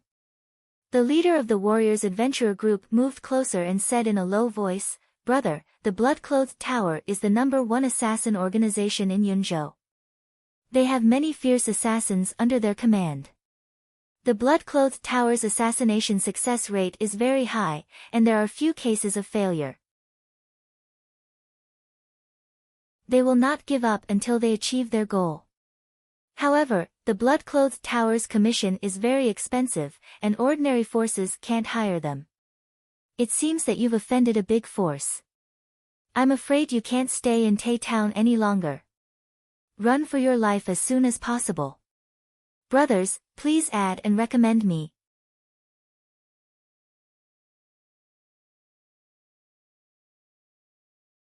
Chapter 30. Ji Tianqing nodded to show that he understood and thanked the head of the warriors for his kind reminder. The head of the warriors did not say much. He waved his hand and left the room with his subordinates and went downstairs. Ji Tianqing could see that the famous warriors' adventurer group in Yunzhou was also very afraid of the blood-clothed tower and did not dare to get involved in this matter. In fact, even if the head of the warriors' adventurer group had not reminded him about the blood-clothed tower, he had decided to leave the inn. At present, his identity had been exposed. Those forces that wanted to kill him would definitely attack him one after another. In 2 days, the red star flower will bloom. I'll heal here tonight.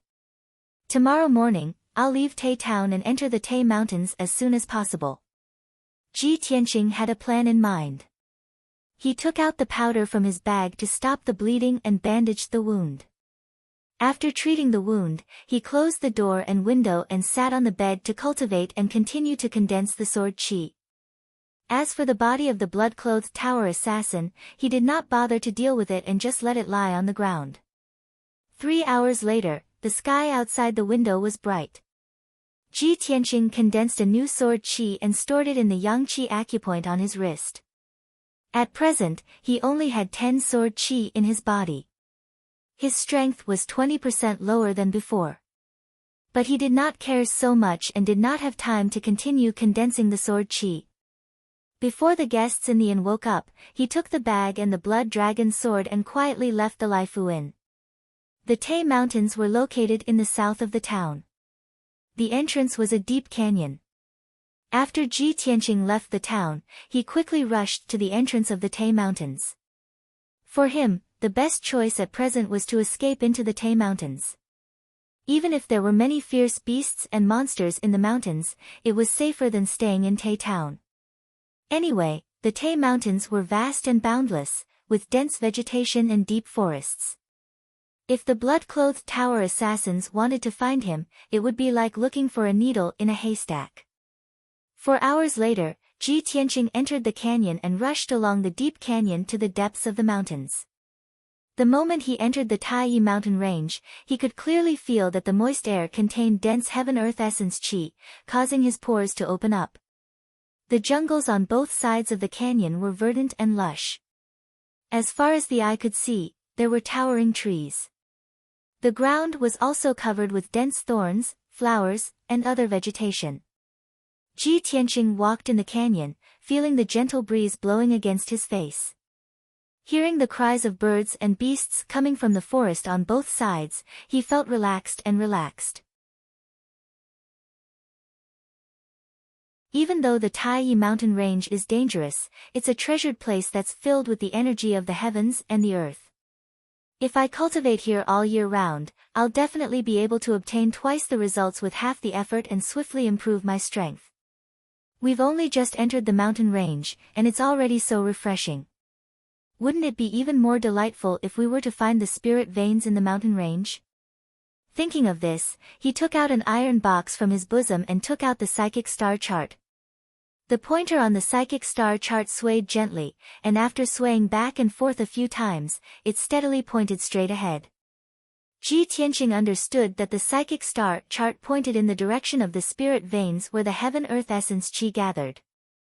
Most of the rare natural treasures grew near the spirit veins where the heaven-earth essence qi gathered. So he sped up and rushed in the direction pointed by the psychic star chart.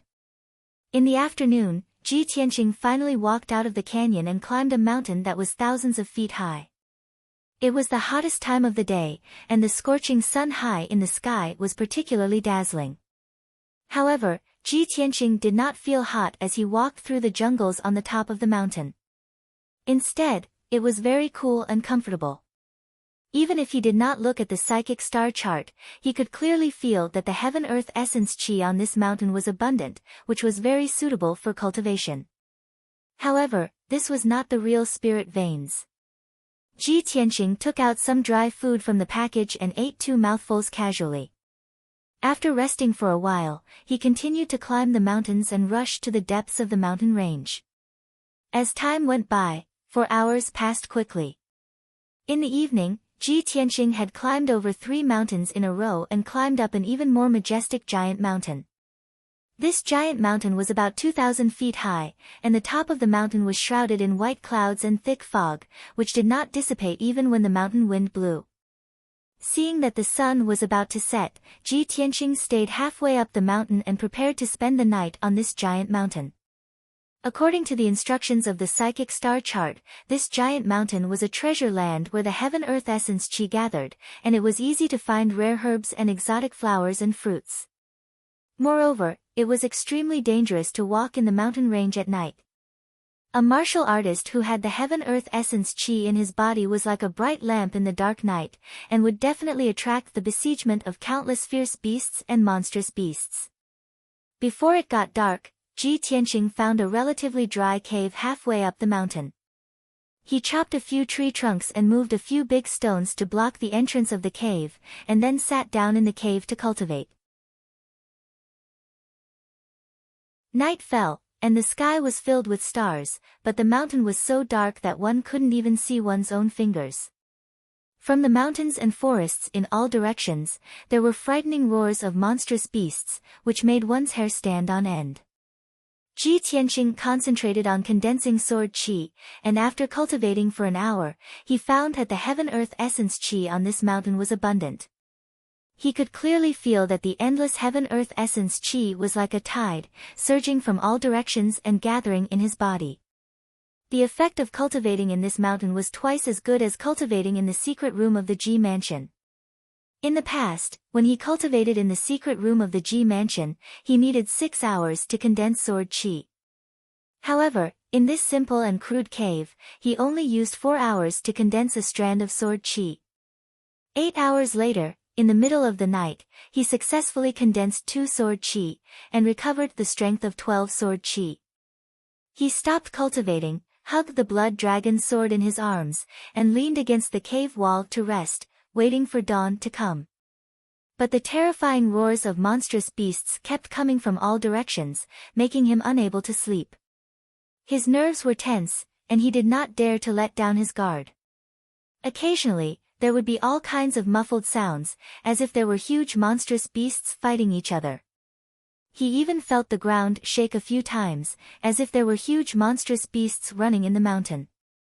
Ji Tianqing originally thought that the monstrous beasts would gradually calm down.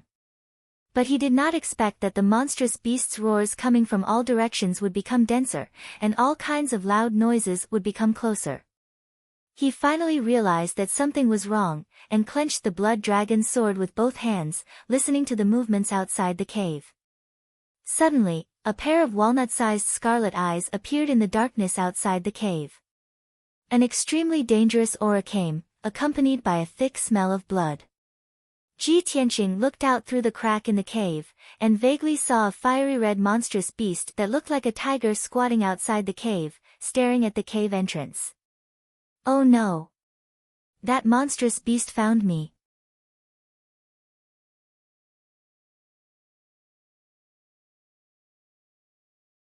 Chapter 31. At that moment, Ji Tianqing's nerves were stretched taut as cold sweat broke out on his back. He did not expect that a few large rocks and tree trunks would be able to block the entrance of the cave and the fiery red demonic beast outside. But he was trapped in the cave and had nowhere to run. He did not even have a chance to fight back. At this moment of life and death, the only thing he could do was to hold his breath and not make a sound. But he had underestimated the intelligence of the demonic beast. The fiery red demonic beast squatted outside the cave for about half an hour before it could no longer suppress its bloodthirsty desire. It slowly arched its body towards the entrance of the cave and stretched out its large claws. It easily pushed aside a few large rocks and rolled them into the bushes. Even the crisscrossing tree trunks blocking the entrance of the cave were easily pushed aside by its large claws. With the entrance of the cave unblocked, Ji Tianqing and the fiery red demonic beast stared at each other. Only now did Ji Tianqing see clearly that this fiery red demonic beast was 3 meters long. Its body was covered in red fur and its large mouth revealed 2 chopstick-long fangs. It's actually a flaming tiger. A mid-tier demonic beast. Ji Tianqing's body stiffened, his eyes filled with fear and anxiety. In this world, demonic beasts were also divided into strong and weak demonic beasts. Ordinary low-tier demonic beasts had the combat strength of a refinement realm martial artist and were common in large numbers. A mid-tier demonic beast's combat strength was basically the same as a true energy realm martial artist and could use the yuan qi of heaven and earth to attack. A high-tier demonic beast's combat strength was equivalent to a mystic comprehending realm martial artist. As for the stronger demonic beasts, they had already formed their demonic core and were powerful martial artists. Their strength was equivalent to a origin core martial artist. Ji Tianqing could clearly feel that this flaming tiger's strength was at least at the 5th level of the true energy realm. Looking at the flaming tiger, his expression was grave as he muttered to himself, "I'm really unlucky to encounter a mid-tier demonic beast on my first day in the mountain. This is a flaming tiger comparable to the 5th level of the true energy realm. If I'm not careful, I'll lose my life." The flaming tiger's scarlet eyes stared at him, revealing a bloodthirsty look as saliva dripped from its mouth. It approached the cave entrance step by step and stretched out its claws to grab Ji Tianqing out of the cave. The cave was too small and Ji Tianqing had nowhere to hide. At this critical moment, he gritted his teeth and made up his mind. With a low shout, he brandished his sword and rushed out. "Damned beast, get out of the way." The blood dragon's sword was unsheathed and drew a cold light in the night sky, ruthlessly slashing at the flaming tiger's claws. The flaming tiger was very vigilant. It wasn't in a hurry to kill Ji Tianqing with all its strength. It immediately withdrew its claws. Using the flaming tiger's claws, the flaming tiger's flaming tiger, the flaming tiger, the flaming tiger. The flaming tiger let out 2 angry growls and chased after him like an arrow leaving the bow. The mountain was as dark as ink at night. It was impossible to tell north from south. Ji Tianqing was in a hurry to escape. He didn't care if the direction was right or wrong. He rushed into the forest ahead. Just as he entered the forest, the flaming tiger followed closely and crashed into a thigh-thick tree with a bang. The flaming tiger's speed slowed down a bit, and the big tree was also broken on the spot. Crash! It fell down in the forest. Ji Tianqing was so shocked that his eyelids twitched. He roared in his heart, "What a terrifying strength! If I was hit by the flaming tiger, wouldn't I be smashed to pieces?" Thinking of this, he ran even faster, shuttling through the forest as fast as the wind. No matter how the thorns and branches hit his body and cut him, he didn't care at all. However, the flaming tiger was the overlord of the mountain. It was extremely fast in the forest and quickly closed the distance between them. When the flaming tiger was 6 feet behind him, it suddenly jumped up and pounced on him. At the critical moment, Ji Tianqing jumped more than 10 feet into the air and landed on the top of a tree. He narrowly avoided the disaster. Bang! The flaming tiger missed its target, and its front paws smashed into the ground, creating a crater that was more than a foot deep. Dust and bits of grass flew all over the place. Ji Tianqing continued to run. He was out of breath. His face was pale as he gasped for breath. His clothes were soaked. After 20 breaths, he ran for 2 miles but still couldn't shake off the flaming tiger. Not only that, something even more terrifying happened. The other demon beasts in the forest were alarmed and chased after him. A wind wolf and 2 fire bears also joined the team and chased after the flaming tiger. A flaming tiger almost took my life. Now there are 3 mid-level demon beasts. God, can't you give me a way out? Ji Tianqing roared with grief and indignation. His heart was shrouded in a layer of despair. But at this moment, he suddenly found that the flaming tiger slowed down. Not only that, but the wind wolf and the 2 fire bears also slowed down. Ji Tianqing frowned in confusion. He thought to himself, what's going on? A mid-level demon beast like the flaming tiger can't be exhausted so quickly, right? He looked at the 4 demon beasts a few more times and found that not only did they slow down, but they were also staring at the forest in front of him. They seemed to be hesitating and afraid. That's right, it was fear. Ji Tianqing could see that the eyes of the 4 demon beasts were filled with fear. It seemed that they didn't dare to approach the dark forest in front of them. He looked at the forest in front of him in confusion. He looked at it a few times but couldn't find any clues. Under the curtain of night, the forest was pitch black and silent. The intelligence of mid-level demon beasts like the flaming tiger and the wind wolf is only equivalent to a 3-year-old human child. Something that can make them feel fear must be something that they remember deeply. But that forest looks very ordinary. Why would it make the 4 demon beasts feel fear? Ji Tianqing was puzzled. As he fled towards the forest, he glanced around. At this time, he suddenly realized that he didn't recognize the direction in his panic. He actually ran from the middle of the mountain to the peak. He continued to run towards the dark forest and looked back at the 4 demon beasts behind him. Although the flaming tiger and the wind wolf were drooling over him, their chasing speed was getting slower and slower. When he ran to the edge of the dark forest, the 4 demon beasts actually stopped chasing him. They stopped about 30 meters away from him. "Awoo! Roar!" The 4 demon beasts stared at him and let out a low roar filled with unwillingness. But in the end, they didn't dare to take another step. It seems that they really are afraid of this forest. Phew! I'm finally saved. Ji Tianqing's heart was finally relieved. He let out a long breath. However, he didn't stay in the same place. He turned around and ran into the forest to avoid attracting more demon beasts. If by any chance some demon beasts weren't afraid of this forest and rushed over to attack him, then he would be dead for sure.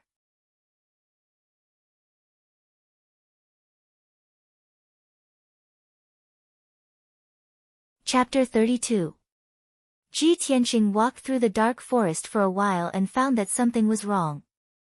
From the outside, it looked like an ordinary forest. But after entering the forest, he found that there were only towering trees in the forest. There were no thorns or bushes. There were no weeds or flowers growing on the ground. It was all hard dark brown soil and strange craggy boulders. Between the many craggy boulders, there were dark holes. He didn't know how deep they were, or what was hiding inside. Most importantly, there were no traces or sounds of demon beasts in this forest. There were no birds or even the sounds of insects. It was too quiet. The huge forest was completely silent, as if there were no living things in it. Ji Tianqing kept his guard up. While walking through the forest, he looked around. He recalled the fearful eyes of the 4 demon beasts and suddenly guessed the reason why they were afraid of this forest. This forest is so quiet. I'm afraid there is something strange. At this moment, not far behind him, under a craggy boulder, an icy blue light suddenly lit up. It was a beam of ice blue light that was as thick as an arm. It came out from the dark hole under the huge rock and silently reached behind Ji Tianqing like a tentacle. Before he could react, the icy blue light wrapped around him and wrapped around his body at an incredible speed, wrapping him up like a dumpling. What the hell is this? Ji Tianqing was shocked. He subconsciously let out a low shout and struggled with all his might. But the icy blue light was indestructible, and its strength was terrifying. He couldn't break free at all. Swish! The icy blue light pulled him like a tentacle and dragged him into the dark hole under the boulder. Ji Tianqing only felt his vision turn black. He fell into a dark bottomless abyss and fell down at an extremely fast speed. After a few breaths, but it felt like a few months, his falling speed finally slowed down. Vaguely, he seemed to see a layer of icy blue bubbles appear under his feet. Then he passed through the layer of huge bubbles and entered a vast and empty cave. Buzz! Just as he was about to hit the ground, the icy blue brilliance around him suddenly tightened and hung him in the air.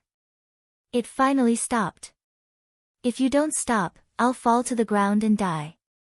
Ji Tianqing looked at the rocky ground not far from his feet and finally breathed a sigh of relief. He calmed down and turned his neck to look around. This was a dimly lit cave that seemed to have been artificially excavated. It was about the size of the Ji mansion.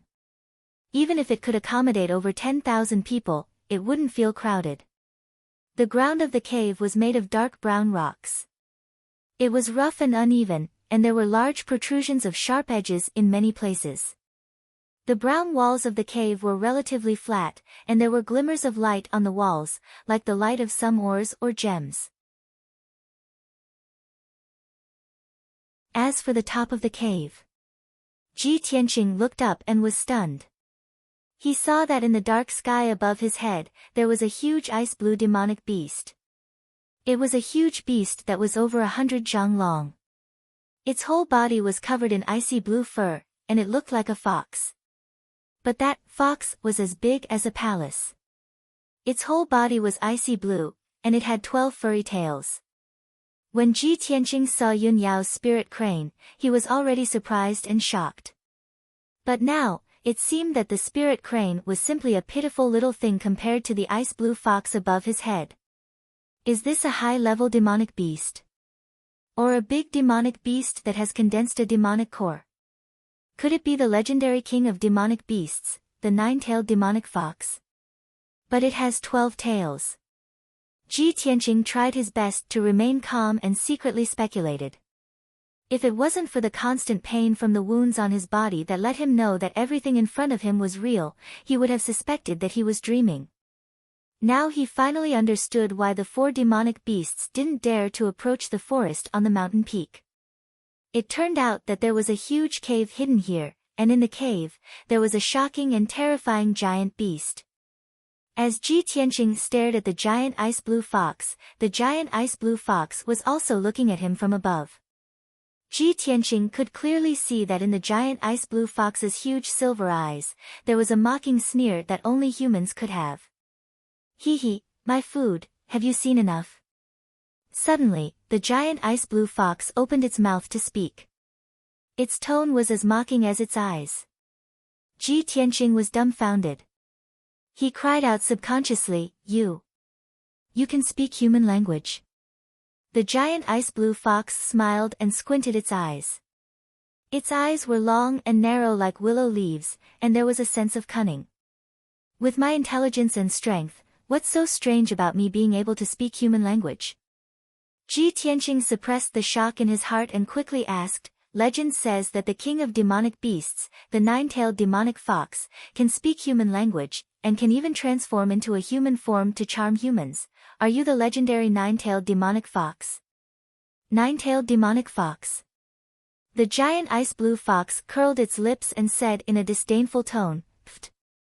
How can such a low-level demonic beast be compared to me? Ji Tianqing was silent, and his heart was heavy. He thought to himself, the legendary demonic fox's strength is comparable to a master of the sky origin stage.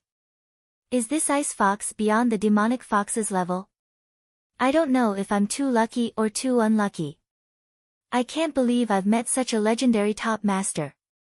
At this moment, the giant ice blue fox slowly twisted its body, opened a pair of ice blue wings hidden under its belly, and flew down from the sky. My prey, I haven't tasted human flesh for many years. Now, you have to open your heart and happily welcome my taste. This is your honor, you should be proud. Ji Tianqing's face suddenly changed, and he cursed in his heart, Is this demon crazy? You're going to eat me, and I'm still happy. But, isn't this demonic beast a fox? Why does it have wings like a bird? I've never heard of such a weird-looking demonic beast. The giant ice blue fox opened its bloody mouth, and was getting closer and closer to Ji Tianqing. It looked like it was going to swallow him in one gulp. In a hurry, Ji Tianqing could only find a lame excuse. Hey! You can't eat me. As expected, the giant ice blue fox stopped, and asked with a smile, Why? Ji Tianqing pretended to be calm and said, I haven't taken a shower yet. I'm dirty and smelly, and I haven't changed my clothes and socks for many days. After saying that, he stole a glance at the giant ice blue fox's reaction, and asked worriedly, Your taste can't be that bad, right?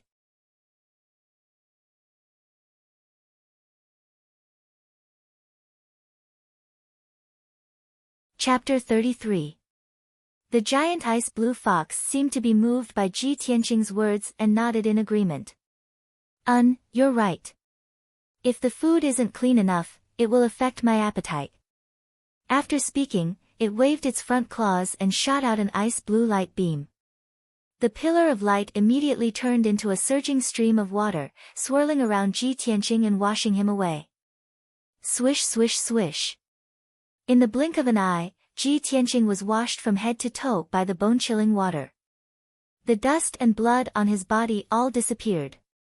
The giant ice blue fox nodded in satisfaction and said with a smile, Now that it's clean, I'm going to enjoy the food. Ji Tianqing was speechless and his heart was filled with helplessness. In front of this terrifyingly strong demon king, even if he calmly thought of a way to stall for time, there was no chance of escaping. Since it was like this, he could only use all his strength and desperately struggle. He clenched his teeth and used all his strength, causing his muscles to bulge and his bones to make kacha-kacha sounds. He could even clearly hear his own heartbeat, and the essence in his body was like a flood, making a dull sound. A martial artist at the 9th level of the body refinement realm, when using all his strength, could easily lift a 1,000-pound copper cauldron. Ji Tianqing's physical strength was twice as strong as a normal martial artist at the 9th level of the body refinement realm. He had at least 2,000 pounds of strength. However, the ice blue light beam that wrapped around his body was as tough as a spirit snake and could not be shaken at all. The giant ice blue fox saw that he was desperately struggling and was not in a hurry to eat him. It smiled and said, "My food, use all your strength to struggle. The more you struggle, the hotter your blood will be and the more essence in your body will be. I can also taste even more plump and tender flesh. That's a delicacy. I like to see my prey tenaciously struggle and then be swallowed into my stomach in despair." He. The giant ice blue fox's smile was very cunning. Its eyes stared at Ji Tianqing as if it was enjoying and looking forward to it. Ji Tianqing's heart was filled with grief and anger, but he clenched his teeth and did not make a sound. He used all his strength to struggle. His body began to distort, and his muscles and bones began to expand. Clearly, his strength had reached its limit. The icy blue light pillar finally loosened a little as it slowly rotated. The giant ice blue fox raised its eyebrows and said in a playful tone, I didn't expect you to be so capable. I'll give you a chance to live. If you can break free, I'll spare your life. If you can't break free, then you can only be obediently eaten by me." Ji Tianqing saw a glimmer of hope for survival. He desperately erupted with an even more violent power, and his skin turned crimson red. Moreover, in order to increase his explosive power, he did not hesitate to use the 12 strands of sword qi in his body. Buzz! Amidst the buzzing of the vibrating sword qi, all 12 sword qis flew out of his body and surrounded him. Swish! Swish! The 12 golden sword qis spun rapidly, shining with a bright golden light and producing a series of ear-piercing sounds. At this critical moment of life and death, Ji Tianqing's endless potential was stimulated. Only then did he realize that the sword qi in his body could be manipulated in this way. He calmly controlled the 12 streaks of sword qi and rotated them to cut the icy blue light pillar around his body. Ding! Ding! Dang! Dang! However, when the 12 streaks of sword qi hit the icy blue light pillar, there was a series of crisp sounds, but there was no effect. The icy blue light pillar was indestructible. No matter how sharp the sword qi was, it could not be shaken. After all, Ji Tianqing's ability was far inferior to the giant ice blue fox's. The difference in power level was like heaven and earth. In a short period of time, Ji Tianqing's mind could not take it anymore. It was difficult for him to control the 12 streaks of sword qi. Swish! Swish! The 12 streaks of sword qi went back into his body and hid in the 12 acupuncture points. Ji Tianqing's strength and mind were both exhausted. He only felt that his vision was turning black, and his consciousness was becoming blurry. Am I going to die here today and be eaten by this damned fox? I can't accept this. I haven't found the red star flower, and I still have to take my revenge. Ji Tianqing was filled with unwillingness. Finally, he closed his eyes and fainted. The giant ice blue fox revealed a disappointed expression and muttered to itself, "Sigh. Is this all you've got? Seems like I've overestimated you." Then, it opened its sharp mouth and revealed 2 rows of sharp fangs. It bit down on Ji Tianqing. Ji Tianqing, who was unconscious, did not feel anything. He was about to be swallowed by the giant ice blue fox. However, at this critical moment, a dark ball of light appeared in his energy center in his abdomen, emitting a cold death aura. Swish! The dark ball of light expanded 10,000 times in an instant, becoming a black hole the size of a palace and enveloping the giant ice blue fox. The black hole emitted a cold death aura and an extremely powerful and mysterious aura. The giant ice blue fox was so frightened that its expression changed drastically. Its silver eyes were filled with fear. What is this? It could not help but scream. Instinctively, it retreated, trying to get away from the mysterious black hole. However, the black light in the black hole spun rapidly, emitting a terrifying devouring power that enveloped the giant ice blue fox. The giant ice blue fox could not move. Its eyes were filled with fear as it floated in the air. It could only endure the devouring power in despair. Countless rays of ice blue light flew out of its body and flew toward the black hole like a dense rain of arrows. They were all swallowed by the black vortex. The giant ice blue fox immediately felt that the majestic power in its body was quickly draining away, and its body was gradually shrinking. That black hole. It wants to devour my power. Ah! No! Damn bastard! How can this be? The giant ice blue fox was angry and frightened. It glared at Ji Tianqing with fire in its eyes. It hated him to the core. However, Ji Tianqing was unconscious. He floated in the air without feeling anything and was unaware of all this. The giant ice blue fox's power was draining faster and faster, and its body was shrinking at a speed visible to the naked eye. After an hour, 40% of its power had been drained away, and its body had shrunk by half. After 2 hours, 80% of its power had been drained away, and its body had shrunk to the size of a room. The black hole was still enveloping it, and it continued to absorb its power, causing its body to shrink even further. Not only that, the giant ice blue fox was horrified to find that the mysterious black hole was not only devouring its power, but it was also devouring the chi of heaven and earth in the cave. The terrifying devouring power caused a strong wind to blow in the huge cave, and it swept through the cave walls and the ground. There were many gems on the cave walls that contained the chi of heaven and earth. The chi of heaven and earth in the gems had been completely devoured by the black hole, and the sparkling gems had become useless stones. Something even more terrifying happened. The cave began to shake violently. Cracks began to appear on the walls of the cave, and countless rocks began to roll down. The ice blue bubble that enveloped the entire cave began to shake violently, and cracks appeared on it. Kacha, kacha, the sound of something breaking could be heard. Rumble, rumble, rumble, rumble. The loud sound reverberated in the cave. The entire mountain started to shake. The earth quaked and the mountains swayed. The giant ice blue fox was terrified to the extreme. How can this be? What is that black hole? Could it be that the black hole is going to destroy the barrier set up by that person?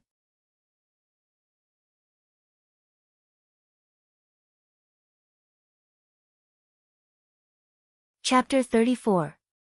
After an unknown period of time, Ji Tianqing slowly woke up. He only felt that the light was a little dazzling, so he subconsciously reached out to rub his eyes. The next moment, he suddenly woke up and sat up from the ground with a swish. He looked up and saw a scorching sun in the sky, sprinkling down scorching sunlight. It's already noon. Wasn't I trapped in the cave? He turned his head to look around in surprise. When he saw the surroundings clearly, he couldn't help but be stunned. He was still in the huge and spacious cave, but the cave had already collapsed and shattered. There were huge cracks and ravines everywhere on the ground, and there were many huge pieces of gravel scattered around. The surrounding cave walls had collapsed, revealing huge cracks. Faint light shone in from the cracks. Not far from him, there was a huge crack that was dozens of feet wide, like a canyon. Ji Tianqing's gaze passed through the canyon, and could clearly see a green mountain on the opposite side. What happened? Why did this cave collapse? He got up from the ground and stretched his sore neck and body while observing the situation around him.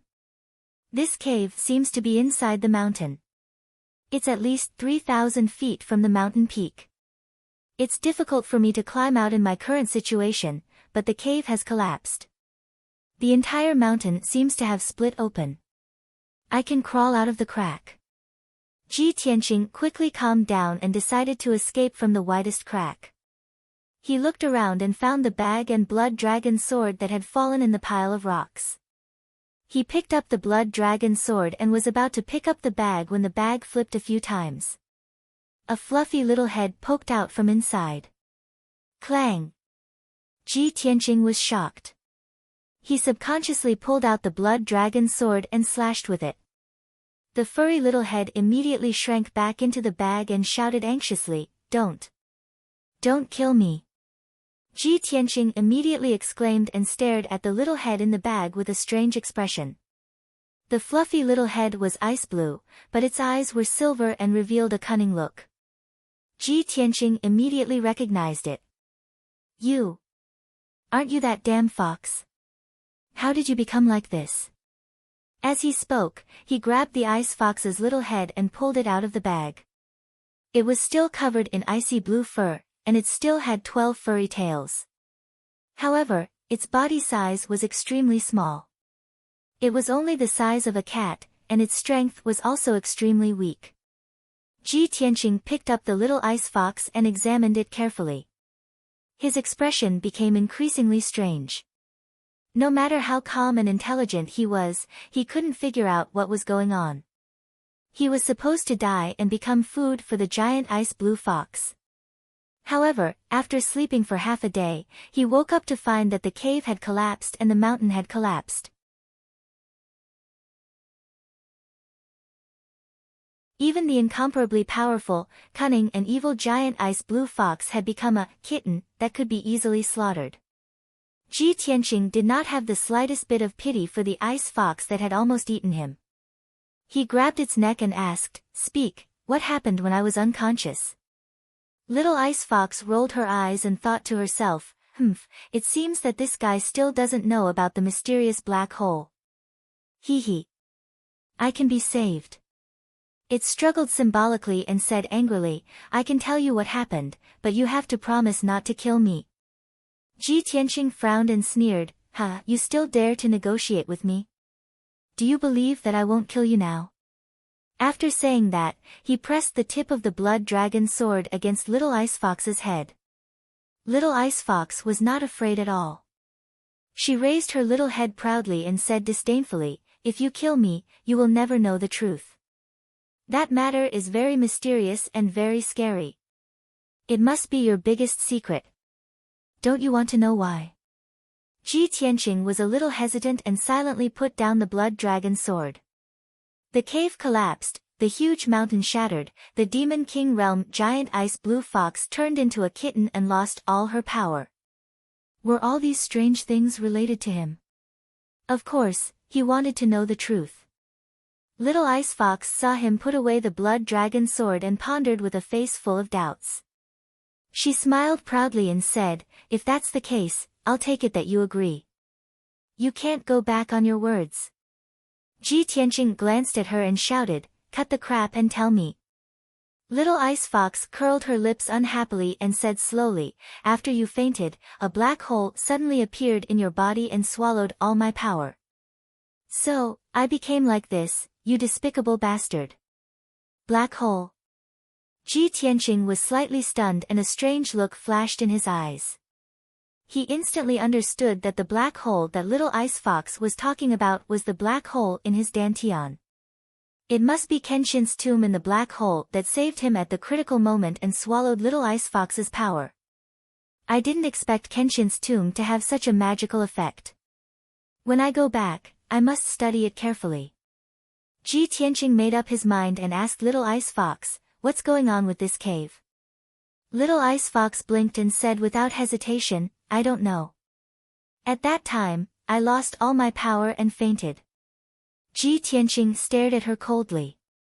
Seeing her naturally cunning eyes, he knew that she must be lying. "Humph. You're on your own."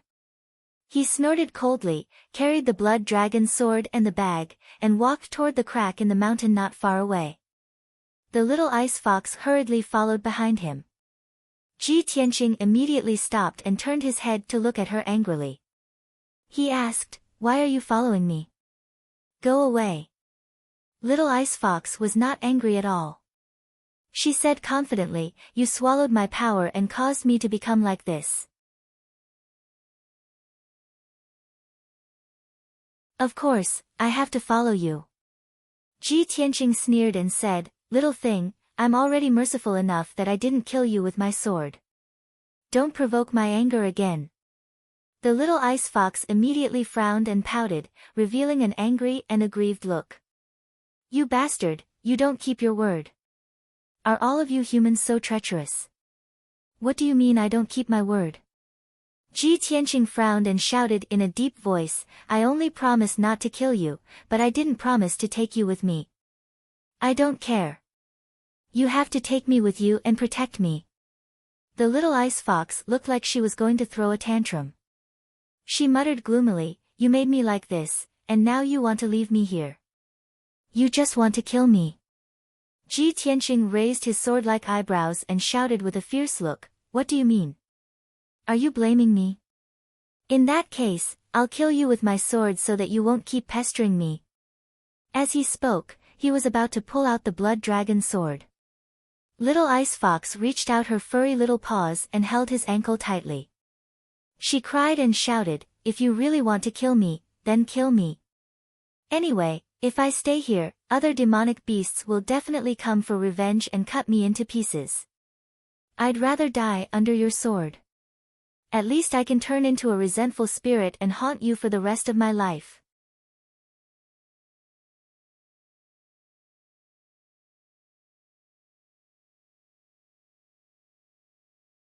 Chapter 35. Ji Tianqing had a headache and felt helpless about the little ice fox's pestering. He kicked the little ice fox away and asked with a dark face, "You're also a demonic beast, so you should be with demonic beasts.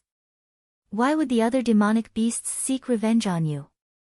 The little ice fox snorted disdainfully and said in a muffled voice, "Humph, how could I be with those low-level demonic beasts? I'm the overlord of the Taiyi mountain range. Previously, I had been entrenched in the Xianbing cave and was trapped there for 100 years.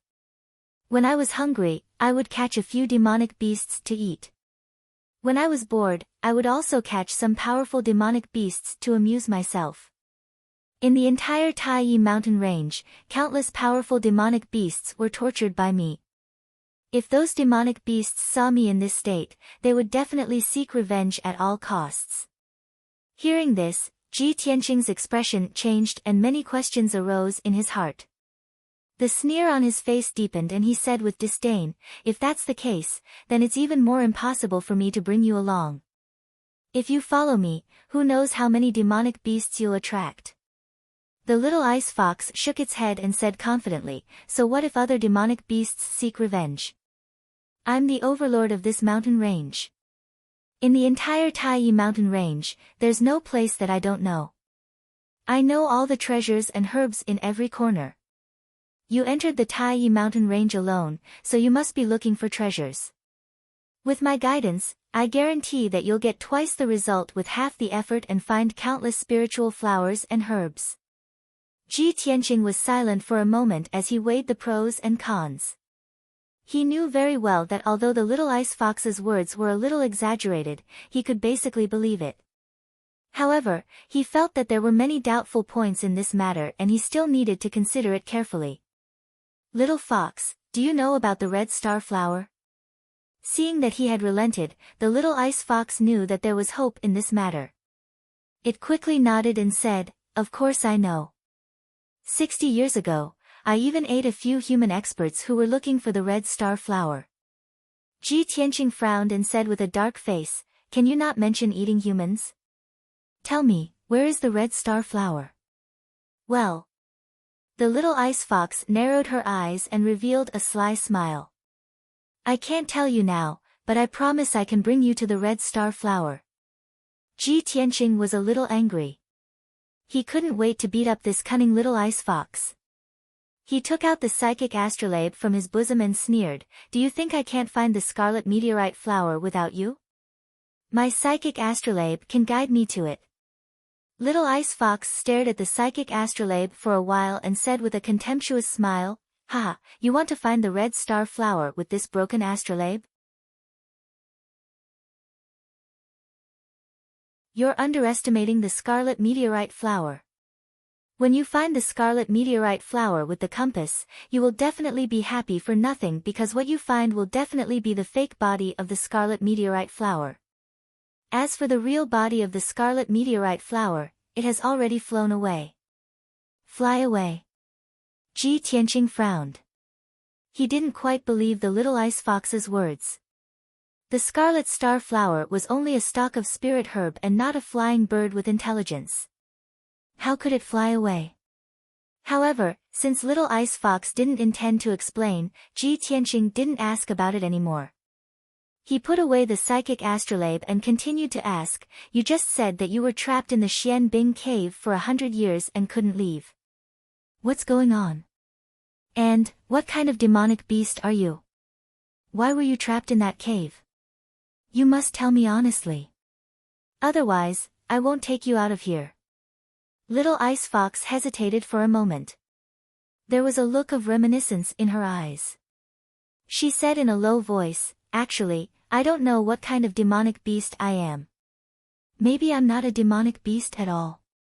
When I was very young, I was brought here by a despicable human bastard. That bastard was very powerful. He was the one who dug out the Xian Bing cave. He set up a spirit array in the cave and left me in the Xian Bing cave to cultivate. He also said that he would take me out of here after 100 years. In the past 100 years, no matter how much I cultivated and how powerful I became, I couldn't leave the Xian Bing cave. The spirit array set up by that bastard was too powerful. The harder I struggled, the more severe the backlash I suffered. Now that the 100-year deadline is approaching, I estimate that he will come to me in 2 years at most. But, I hate that bastard to the core. He made me so miserable. I will never follow him and be used by him." Ji Tianqing looked at little Ice Fox and saw that her silver eyes were surging with cold hatred. He thought to himself, the legendary demonic beast kings are all old monsters who have cultivated for hundreds or thousands of years. This little ice fox has only cultivated for 100 years, but she already has the strength of a demonic beast king. It seems that she is not an ordinary demonic beast. Although she is following me now, she will definitely find ways to kill me after she recovers her strength. After I find the red star flower, I will get rid of her so that I don't have to bring this disaster by my side. Sooner or later, my life will be in danger. After making up his mind, Ji Tianqing left the cave with Little Ice Fox and entered the huge crack in the mountain. Although Little Ice Fox had lost her power and became small and weak. But the Xian Bing cave and the spirit array had been destroyed. She had finally regained her freedom and was in an extremely happy mood. Ji Tianqing held the blood dragon sword and carried the cloth bag on his back. She entered the bag and only revealed her small head to look around. Occasionally, she would chat with Ji Tianqing. An hour later, Ji Tianqing passed through the huge crack and crawled out of the pile of rocks. He finally returned to the mountainside. He turned to look at the peak of the mountain and saw that the entire mountain had split open. The peak of the mountain had completely disappeared as if it had been cut off into thin air. Originally, the entire mountain was covered by a dark green forest. But now, more than 10 huge yellow gullies were exposed. He could clearly see the rock layer in the mountainside. Such an earth-shattering movement is simply like a natural disaster. It's definitely not something that can be done by humans. Ji Tianqing was a little touched and shocked. He increasingly felt that the Kenshin's tomb in his body was mysterious and powerful. At this moment, a huge spiritual crane that was as white as snow was gently flapping its huge wings. It flew leisurely from high up in the sky and flew into the depths of the mountain range. Ji Tianqing immediately raised his eyebrows. A hint of surprise flashed through his eyes. He muttered softly, "She's here too. Is she also here for the red star flower?" Although he recognized the spiritual crane, he did not see the figure of the beautiful woman in white. However, he knew that Yun Yao must have come to the Taiyi Mountains. Little Ice Fox also poked her head out and looked up at the spiritual crane in the sky. She smiled and said, "Oh, the chick on the back of that spiritual crane is pretty good. Breasts, long legs, fair skin, and beautiful. If I can marry her, I don't know how many people will be jealous. TSK TSK." Her tone was a little flirtatious, but it was more of a teasing tone. After saying that, she even glanced at Ji Tianqing with a coquettish look. Ji Tianqing immediately frowned and knocked her little head with the scabbard. He said angrily, "You perverted fox, where did you learn such frivolous words? If she hears you, she'll definitely skin you alive and stew you to eat. But, your eyesight is so good. You can actually see the woman on the back of the spiritual crane from so far away." Little Ice Fox raised her little head and said proudly, "Of course. Not to mention that it's daytime now, even if it's dark at night, I can see everything within a 10-mile radius clearly. But these are not worth mentioning. If I can recover my strength, you can't imagine how terrifying my strength and means are."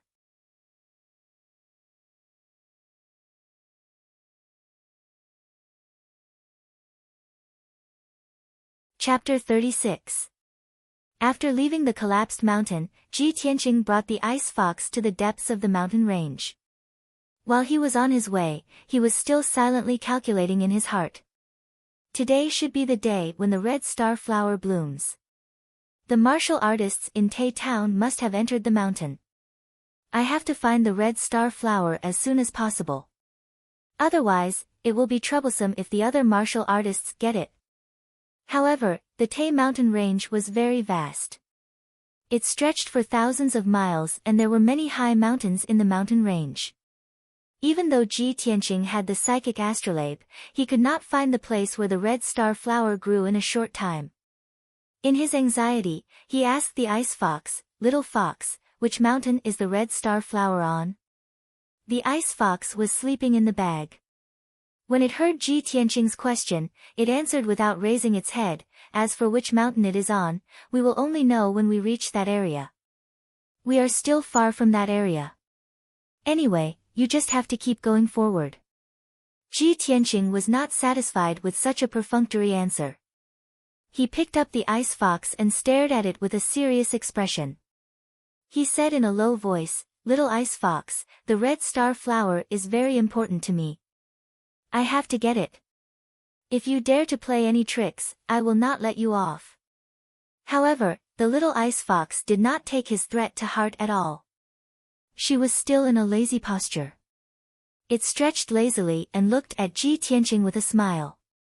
"Hey, can't you have some confidence in me? I am the overlord of the Tai mountain range. I have been here for hundreds of years. It is just a red star flower. I will bring you to it before the sky turns dark." Ji Tianqing saw that the Ice Fox did not seem to be lying. He believed it for the time being and continued to travel through the forest. The Ice Fox did not sleep anymore.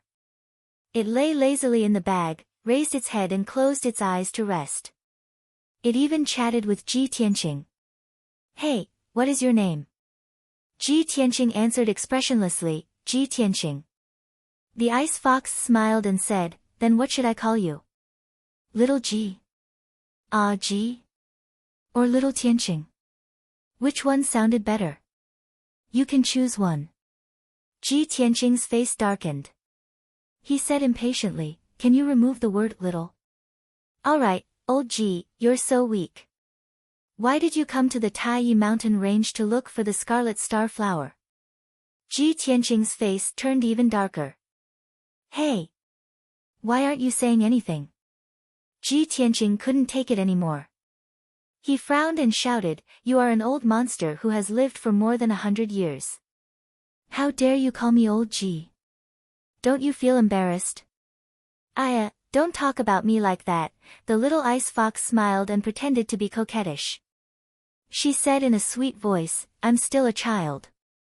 In fact, I'm just like a 10-year-old child of your human race. The voice and aura of the fox clan had an innate charm. The little ice fox's sweet voice made people's hearts tremble. They couldn't help but want to protect it. However, Ji Tianqing did not feel this way. Instead, he felt goosebumps all over his body. Were you a mute in your previous life? Or did you go crazy from being locked in the Xianbing cave? The little ice fox was not angry at all. Instead, she smiled proudly. Are you angry? Hee hee. Don't be so old-fashioned. It's so boring. Old Ji, tell me about the stories of your human race. For example, once upon a time, there was a scholar who saved an injured fox, and then the two of them consummated their marriage. Ji Tianqing was completely speechless. He ignored the little ice fox and hurried on with his journey. He muttered to himself, no wonder the demon foxes in the legends are so cunning. This little ice fox has only lived for 100 years, but she has such a sharp tongue. If she is allowed to grow for 300 to 500 years, won't she be able to bring disaster to the country and its people? Unknowingly, 6 hours had passed. Ji Tianqing hurried on with his journey. He crossed 7 mountains and finally entered the depths of the Taiyi mountain range. Although he was strong and had great endurance, he could travel through forests and mountains as if he was flying. However, he had been hurrying on with his journey for such a long time. He was drenched in sweat and had used up a lot of his energy. In the evening, he stopped at the foot of a tall mountain and sat beside a small stream to rest. He took out a water bottle and dry food from his bag. He ate a few pieces of beef jerky and drank a few mouthfuls of clear and sweet mountain spring water. His energy recovered by a lot. The little ice fox also took out 2 pieces of jerky from its bag. It imitated Ji Tianqing and ate it with its little paws. Ji Tianqing rested for a while and asked, "Little fox, are you sure the red star flower is on this mountain?" The little fox glanced at him unhappily and nodded. "Of course. Why don't you believe me? I can already smell the scent of the red star flower." "Smell the scent of the red star flower?" Ji Tianqing raised his eyebrows and asked in surprise, "Are we very close to it?" After saying that, he looked around a few times. "Tsk." The little ice fox curled its lips in disdain. "Stop looking. We're at least 10 miles away from the red star flower. You can smell the scent of the red star flower from 10 miles away." Ji Tianqing obviously did not believe it and looked at it with a scrutinizing look. The little ice fox raised its little head proudly and said with a smile, "I've told you before. You can't imagine how sharp my 5 senses are. Besides, the red star flower needs to absorb the essence of the sun and the moon to grow. Of course, it won't grow at the foot of the mountain. It must grow at the peak of this mountain. However, you'll have to go over this mountain and reach the cliff behind to find it." Before it could finish its sentence, it was stunned and a strange look flashed in its eyes. However, it concealed it very well and said to Ji Tianqing with a smile, "Old Ji, it's getting late. Let's go up the mountain quickly." Ji Tianqing saw that its expression was strange. He carried his bag and blood dragon sword and rushed to the peak of the mountain. He asked softly, "Little fox, what's wrong? Is there any movement from the red star flower?" The little ice fox curled up in the bag and said in a muffled voice, "The red star flower can only move at noon and midnight after absorbing the essence of the sun and the moon. You have to find it before midnight. However, we might be in a bit of trouble now. You have to speed up." Ji Tianqing frowned and silently increased his speed to the peak of the mountain. However, after a short 15 minutes, when he was halfway up the mountain, he heard the sound of branches and leaves rustling behind him. He subconsciously turned his head to look and saw a dark red monkey-like demonic beast rushing out of the forest like a gust of wind towards him. The monstrous beast was huge and was more than 3 meters tall. Its limbs were as thick as buckets and it obviously contained a shocking amount of strength. "This is a red fire ape?" Ji Tianqing immediately frowned and his expression became serious. An adult red fire ape's strength is comparable to a martial artist at the 6th level of the true energy realm. Moreover, the red fire ape is very intelligent and strong. It's the most difficult to deal with among the mid-tier monstrous beasts. Little fox, you call this a little trouble? We're in big trouble.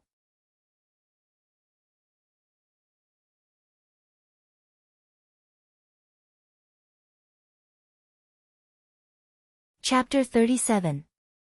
With Ji Tianqing's current strength at the 9th body refinement layer, he had no chance of winning against the scarlet fire ape. His expression was serious as he vigilantly stared at the approaching scarlet fire ape. The little ice fox poked its little head out of the bag. After looking at the scarlet fire ape, it disdainfully curled its lips. Che! Just that stupid monkey, how strong can it be? In the past, it ran to the Xianbing cave to save its child, but I sent it flying down the mountain with a single slap. Ji Tianqing instantly knit his brows and snappily shouted, "It came to find you for revenge? Could it be that you killed its child?" The little ice fox disapprovingly said, "What's there to be surprised about? I was bored staying in the Xianbing cave and its child was jumping around outside. Of course I had to bring that little monkey into the cave to play with. I never thought that little monkey would be so weak. I didn't even play with it for a bit before its 4 legs kicked and it died." Ji Tianqing was speechless. He angrily laughed as he scolded, "You're still being reasonable, aren't you?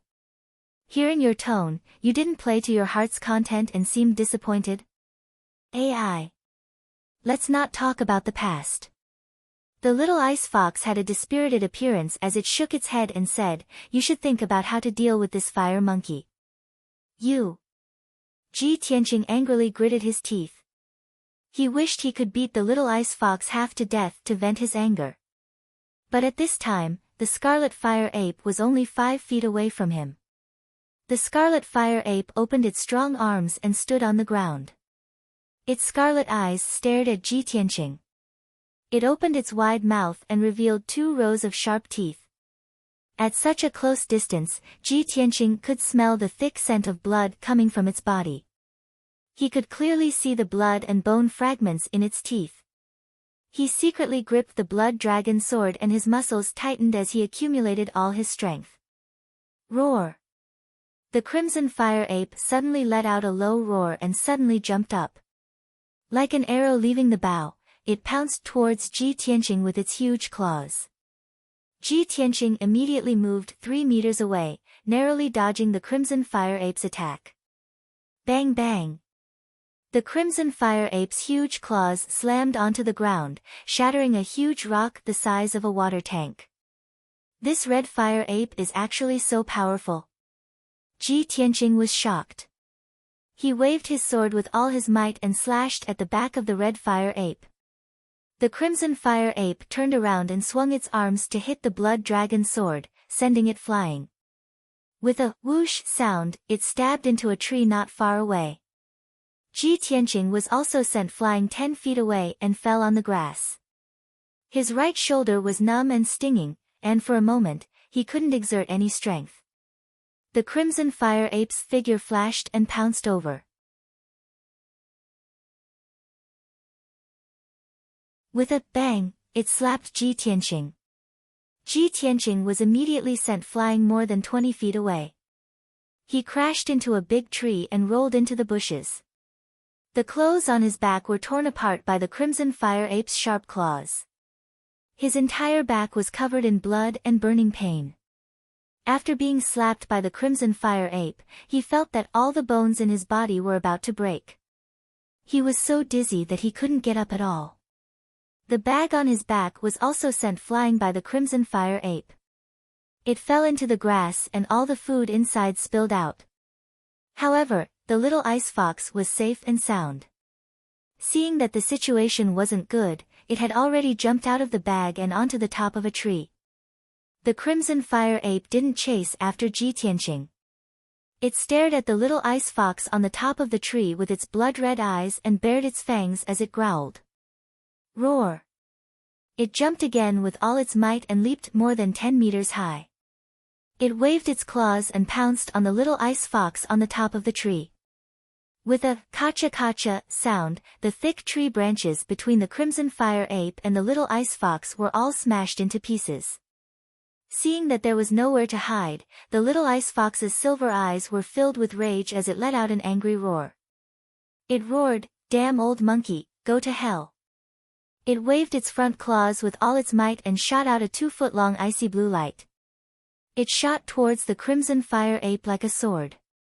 The crimson fire ape had just pounced in front of the little ice fox and couldn't dodge in time. It was instantly hit in the chest by the icy blue light.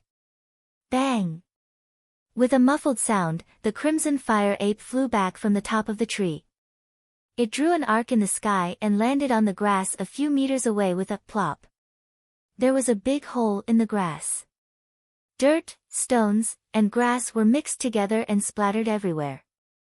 When the crimson fire ape struggled to get up, its chest was already stained with blood. There was a fist-sized bloody hole. The little ice fox had released an icy blue light and severely injured the crimson fire ape. However, the icy blue brilliance had already exhausted its power, and it immediately fell from the tree into the bushes in a dispirited manner.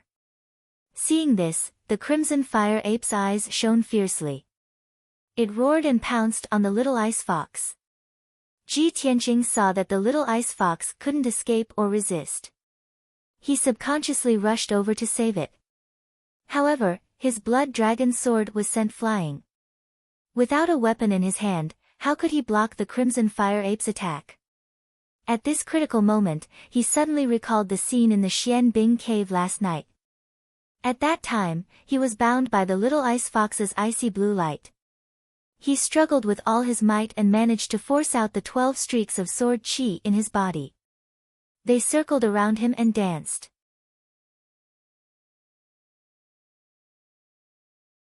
Thinking of this, he activated the sword chi in his body with all his might and forced the 12 streaks of sword chi out of his body.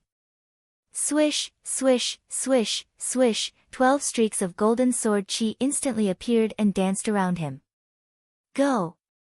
Ji Tianqing roared and controlled the 12 streaks of sword chi to attack the crimson fire ape that was 3 meters away.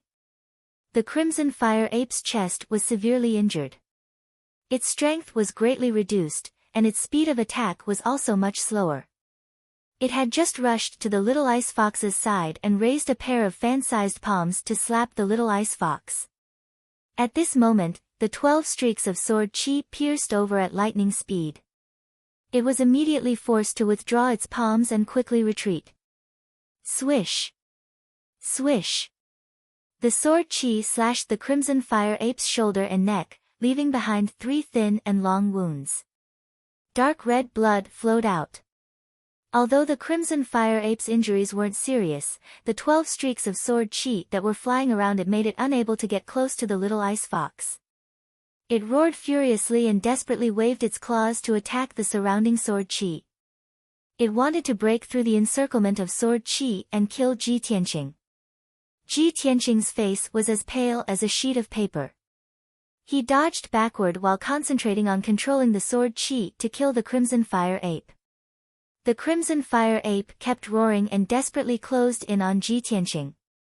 However, it was pierced by the sword chi again and again. There were more and more wounds on its body. Ji Tianqing fought with it for a while and was drenched in sweat. He was so tired that he almost fainted. It was only now that he realized that controlling the 12 streaks of sword chi to fight was extremely taxing on his mind. With his current strength, he could only hold on for about 30 breaths before fainting. Fortunately, the crimson fire ape was severely injured. After being pierced by the sword chi, it was bleeding profusely and its strength was quickly weakening. It only held on for about 20 breaths before it roared in grief and indignation. It turned and fled into the forest. Ji Tianqing had already exhausted his mind and physical strength. He couldn't chase after the crimson fire ape. He quickly withdrew the 12 streaks of sword chi and sat on the grass, panting heavily.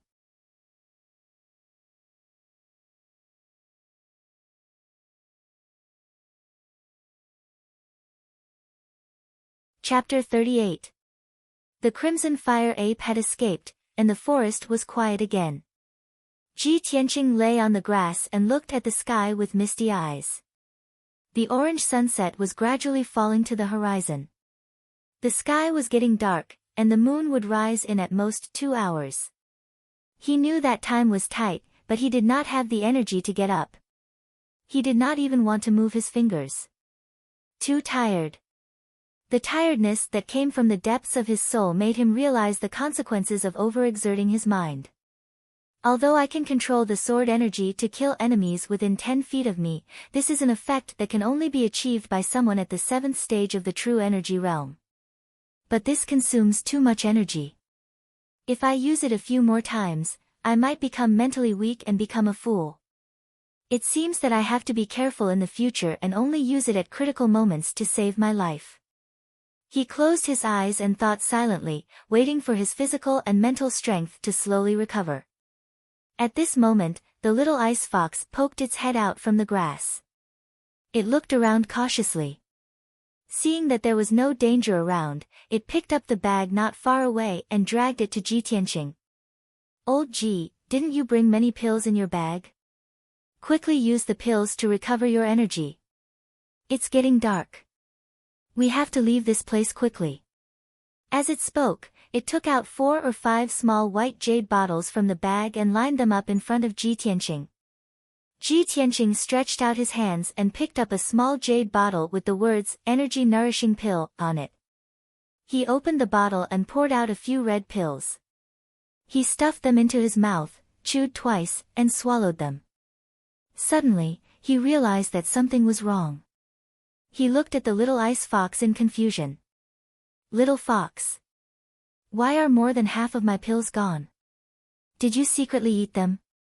The little ice fox took 2 steps back and explained with a smile, "I was bored lying in the bag, so I ate the pills like they were candy. I didn't do it on purpose." "You stinky fox." Ji Tianqing was so angry that he wanted to hit it. However, he had not recovered his energy and could only give up. "Humph. I think you want to secretly eat the pills to recover your energy and then run away." Little Ice Fox rolled her eyes and quickly changed the topic. "Hey, old G, don't talk. It's more important to recover your strength. If we don't leave before dark, the smell of blood on the grass will attract a large number of demonic beasts. At that time, the 2 of us can only become the demonic beast's dinner." Ji Tianqing suppressed his anger and swallowed a few more recovery pills to quickly recover his strength. About an hour later, the sky darkened, and night was about to fall. At this time, Ji Tianqing's physical strength had recovered by about 60 to 70%. He carried his backpack and continued to rush to the mountain peak. On the way to the summit, he heard the sounds of demonic beasts running in all directions, as well as the roars of beasts. The little ice fox quickly reminded him, "The red star flower has bloomed, and its scent is getting stronger. The demonic beasts nearby have smelled the scent and are rushing over to snatch it. You have to speed up. Otherwise, not only will we not be able to obtain the scarlet meteorite flower, we will also be besieged by a large group of demonic beasts." Ji Tianqing frowned and rushed to the peak with all his might. After a quarter of an hour, he finally reached the peak of the mountain, which was thousands of feet high, and came to a forest with sparse trees. He looked around vigilantly, looking for the location of the red star flower and checking the situation around him. However, the sky was already dark, and the forest was dimly lit. It was difficult to see clearly. He could only hear the sounds from the surrounding forest getting louder and louder, and the roars of beasts were getting closer. Little Ice Fox quickly stretched out her little paw and pointed to the southwest of the forest. "Over there. Go quickly, there's a cliff over there." At this moment, Ji Tianqing did not have time to distinguish whether she was telling the truth or not. He hurriedly rushed over. He ran wildly for more than 3 miles before he rushed out of the dense and dark forest and came to a patch of rubble. The empty space with a radius of 1,000 feet was filled with rubble. Between the dark brown boulders, there were weeds that were half a man's height. Ji Tianqing jumped into the rubble, and his body nimbly passed through dozens of boulders and dense bushes. Finally, he arrived at the edge of the cliff. 5 steps in front of him was the cliff, and in front of him was the sky that was shrouded in thick fog. The cliff was at least thousands of feet deep. White fog constantly rose from the bottom of the cliff, obscuring everything at the bottom of the cliff. Ji Tianqing could not see clearly. Little Ice Fox's little red nose twitched twice, and her eyes revealed a touch of joy. She hurriedly urged, "Old Ji, the scent of the red star flower is coming from the bottom of the cliff. It's not more than 200 feet away from us. Hurry up and look for it." Ji Tianqing was also delighted, and he looked around in high spirits. He stepped on the edge of the cliff and leaned half of his body to look down. He immediately saw that there was a steep rock cliff below the cliff. However, the cliff was not flat, and there were many cracks in many places. There were also many protruding boulders embedded in the cliff, and there were many green vines growing on them. Night finally fell. The stars and the moon had not yet appeared, and the world was pitch black. Ji Tianqing anxiously searched the area within a radius of 200 feet, but he did not see the red star flower. He did not even find a strand of strange-looking medicinal herb.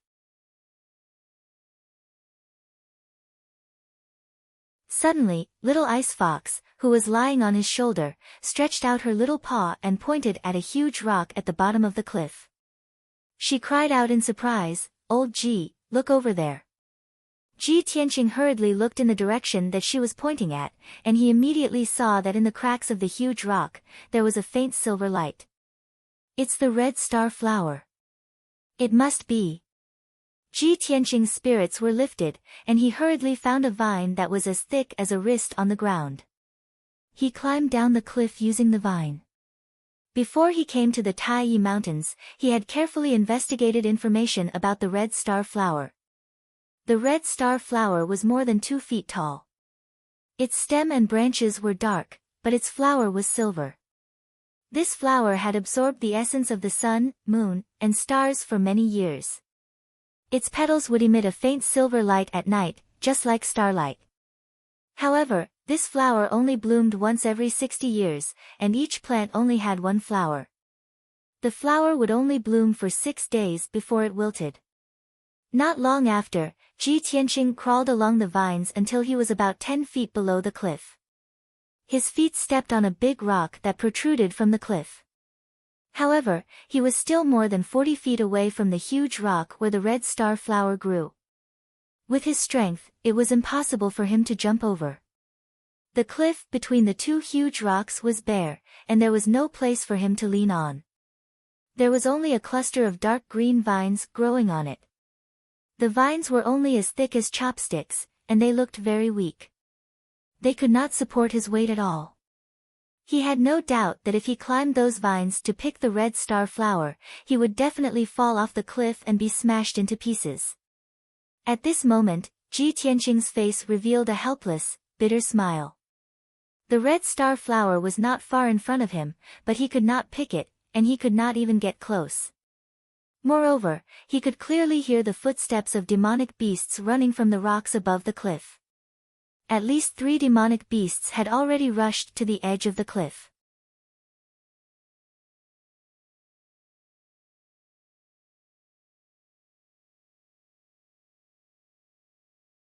Chapter 39. What should I do? Ji Tianqing looked at the huge rock 4 feet away. His eyes were fixed on the starlight in the cracks of the rock, and he was trying to think of a solution anxiously. At this moment, the little ice fox came out of the bag and jumped down nimbly. It landed beside Ji Tianqing's feet. It observed the distance between the 2 huge rocks, and a smile flashed across its silver eyes. While Ji Tianqing was not paying attention, it jumped out with all its might. Swoosh! Just as it was about to fall from mid-air, it suddenly opened a pair of ice-blue wings under its abdomen and flapped them vigorously. Its figure drew an ice-blue arc in mid-air, and it flew lightly towards the huge rock not far away. Seeing this, Ji Tianqing was stunned for a moment, and immediately revealed a gratified smile. That's right. why didn't I think of the little fox? It has wings, and it can totally fly over there. He smiled approvingly at the little ice fox and hurriedly reminded it, little fox, be gentle. You must be careful. The little ice fox was flying in midair, and it turned its head to give him a playful smile. The next moment, it landed lightly on the huge rock where the red meteorite flower grew. It moved closer to the cracks of the rock, took a few glances, and stretched out its small claws to dig in the cracks. It lay on the huge rock, and its 12 furry tails were sticking out. The way it moved looked a little funny. However, Ji Tianqing ignored all this. His eyes were fixed on the cracks of the rock, and his heart was in his throat. The next moment, the little ice fox got up with all its might, turned around, and looked at him with a smile, and stretched out a pair of front claws. He saw that it was holding a silver flower in its claws. The flower was half the size of a palm, and it had 6 light silver petals that sparkled in the night sky. This was the red meteorite flower. Ji Tianqing's face was full of smiles, and he exclaimed excitedly, I finally got it. That's great. Little fox, thank you. However, the little ice fox held the red meteorite flower, but it did not intend to return to his side. Instead, it sat on the huge rock.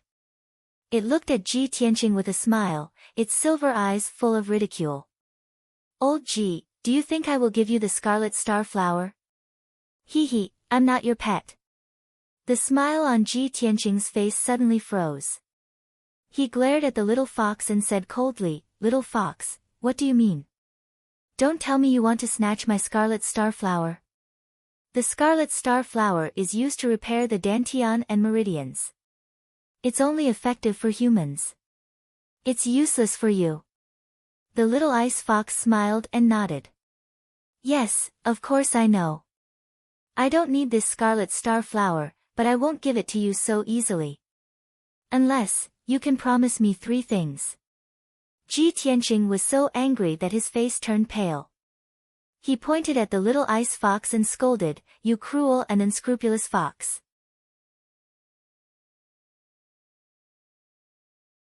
I just saved your life, and now you want to negotiate with me? The ice fox laughed even more proudly. She even said in a sweet voice, Oh, old Ji, don't be like this. I have no choice. I want to save my life. After all, you don't trust me. I'm also afraid that you will abandon me one day, or kill me with a sword. Don't worry. My conditions are very simple. You will definitely agree. Ji Tianqing also understood that with the ice fox's cunning and intelligence, she would definitely have a backup plan. Therefore, he suppressed his anger and said with a dark face, Then tell me your conditions first. I will consider it. That's more like it. Old Ji, you are becoming more and more to my liking. The ice fox nodded with a smile and said her conditions in a serious tone. The first condition is that no matter when or what the situation is, you will never abandon me. Ji Tianqing furrowed his brows and pondered with a gloomy face. Seeing that he was silent, the ice fox played with the scarlet star flower with her claws. She shook her claws and tore off a light silver petal. Oh, why did a petal fall off? She pretended to be surprised and called out, but her tone was full of undisguised laughter. After saying that, she took the petal and waved it at Ji Tianqing a few times. When Ji Tianqing saw that a petal was torn off the scarlet star flower, his heart skipped a beat and his face became even more gloomy. I promise you. The ice fox nodded with satisfaction and continued, The second condition is that no matter when or what the situation is, you will never kill me. Ji Tianqing stared at her with a face full of anger and shouted angrily, I promise you. Very good. The ice fox nodded with satisfaction again and said with a smile, The third condition is that you must protect me wholeheartedly and not let me get hurt. Don't you go overboard. Ji Tianqing was so angry that he gritted his teeth. His eyes revealed a cold murderous intent. The ice fox played with the scarlet star flower again and pretended to be surprised. Oh, it fell off again, Seeing that it was about to tear off another petal, Ji Tianqing's heart ached. Without hesitation, he shouted coldly, "Don't. I'll agree to your request." The ice fox looked at him with a smile but still refused to believe him. It held the scarlet star flower with its little claws and extended it to the sky outside the giant rock. It looked like it was going to throw it down the cliff. "Old Ji, unless you swear to heaven and earth, I will only believe you." Ji Tianqing was so angry that his lungs were about to explode. He stared at the ice fox with a pale face. If looks could kill, the ice fox would have been torn into pieces. "Hurry up and swear," the ice fox urged with a smile.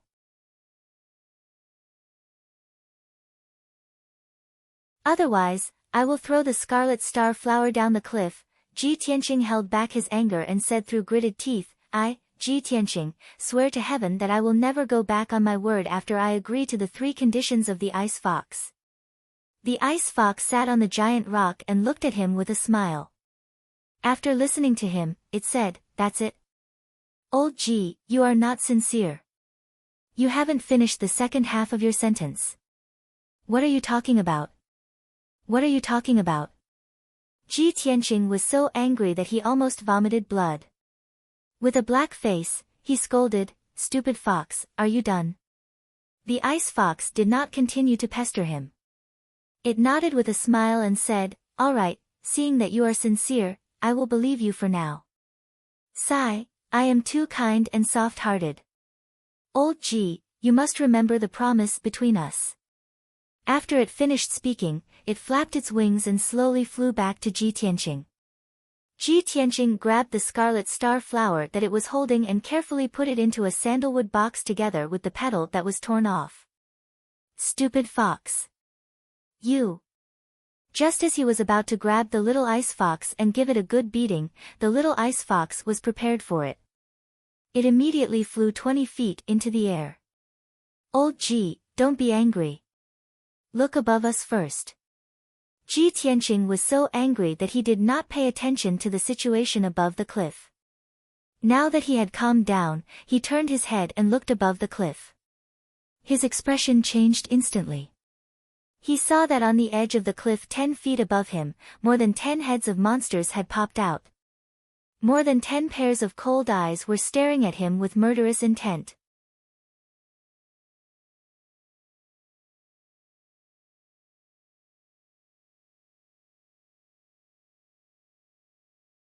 Chapter 40.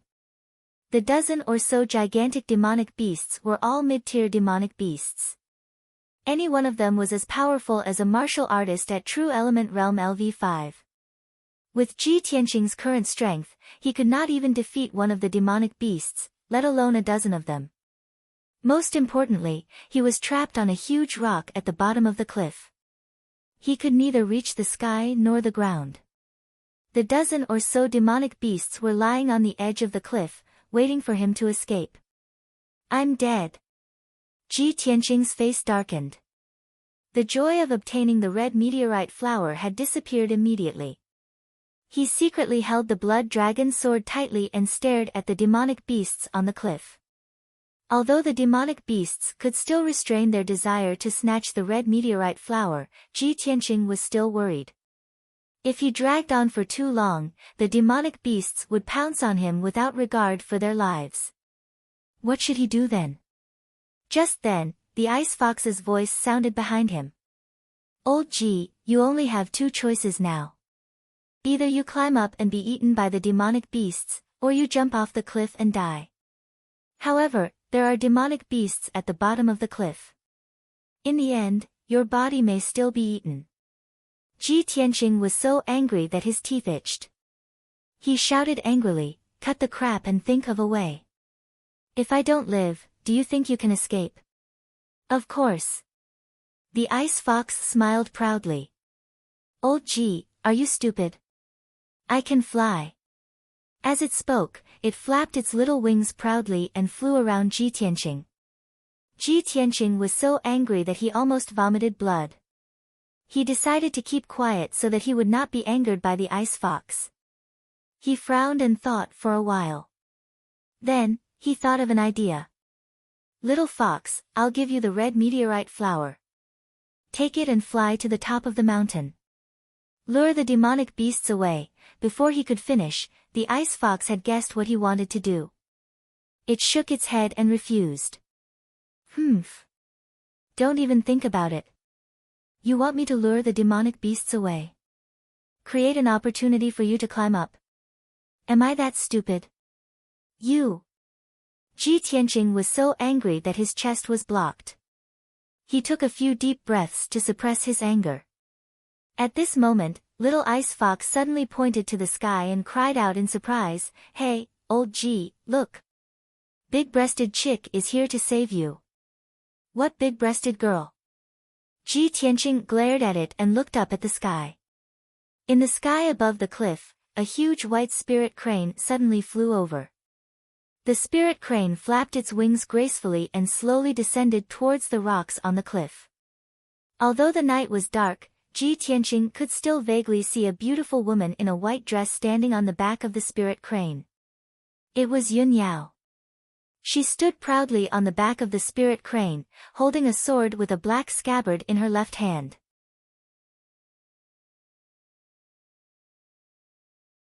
Her waist-length black hair danced in the wind, making her look like a fairy that had descended to the mortal world.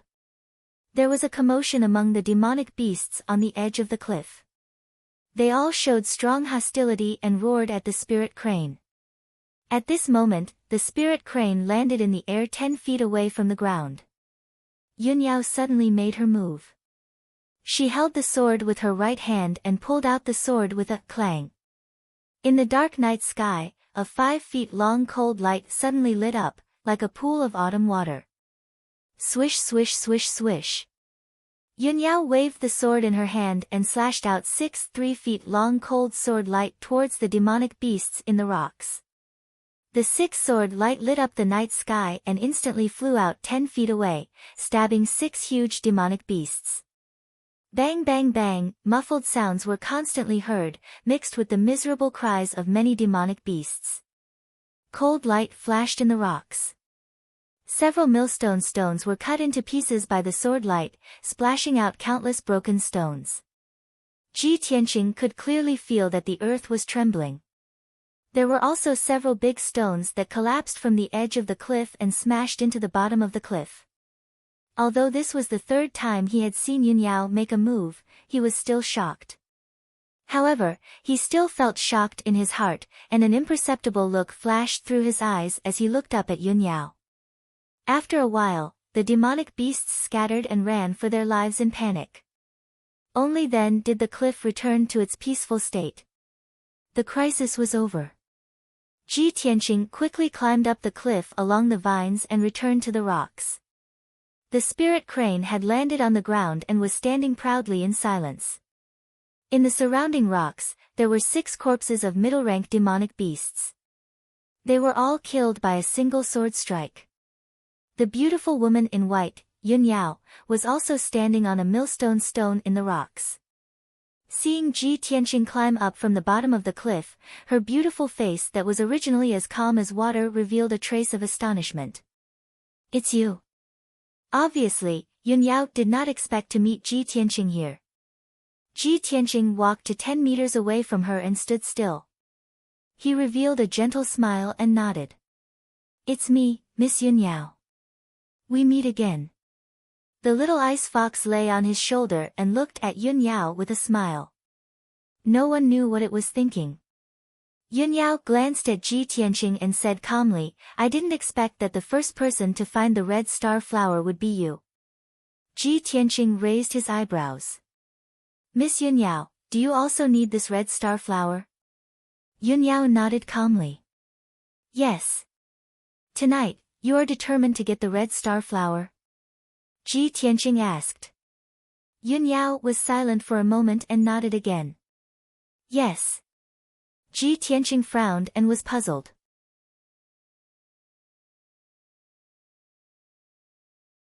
Why would a top disciple of the Sky Pillar sect like Yun Yao, the #1 genius of the Tianjin region, come to the Taiyi mountain range personally to find the red star flower? Why would a genius like her need a spiritual herb like the red star flower? Or did she have other uses for the red star flower? But no matter what, the red star flower was in his hands and Yun Yao was determined to get it. Therefore, he and Yun Yao were enemies. Ji Tianqing thought about it in silence. Then, he took out the sandalwood box from his bag and walked toward Yun Yao with the box. Seeing this, the little ice fox panicked and shouted, "Old Ji, what are you doing? Are you crazy? We risked our lives to get the red star flower. Are you going to give it to her? Hey! Old Ji, calm down." The little ice fox jumped up and down anxiously and shouted at Ji Tianqing to remind him. However, Ji Tianqing turned a deaf ear to it. He walked toward Yun Yao calmly and handed the sandalwood box to her. "Miss Yun Yao, although we all want the red star flower, I won't fight with you. You saved my life in the southern suburbs of the Imperial City of the Green Cloud Imperial City. Now, I'll give you this red star flower as a gift to repay you for saving my life." At this moment, Ji Tianqing was standing right in front of Yun Yao. He was so close to her. Yun Yao's beautiful face and big eyes that were as clear as autumn water were so close to him. He could even smell the faint fragrance on Yun Yao's body clearly. However, Ji Tianqing's eyes were not stunned. There was only calmness and calmness. Yun Yao looked at him deeply. Then, she reached out her fair and soft hand and took the sandalwood box. She opened the box and took out the red star flower. However, after she took the red star flower, she plucked all 5 petals without hesitation. She only took the stamen and returned the sandalwood box with the 6 petals to Ji Tianqing. "I only need the stamen. I'll return these 6 petals to you. They can still help you improve your cultivation base."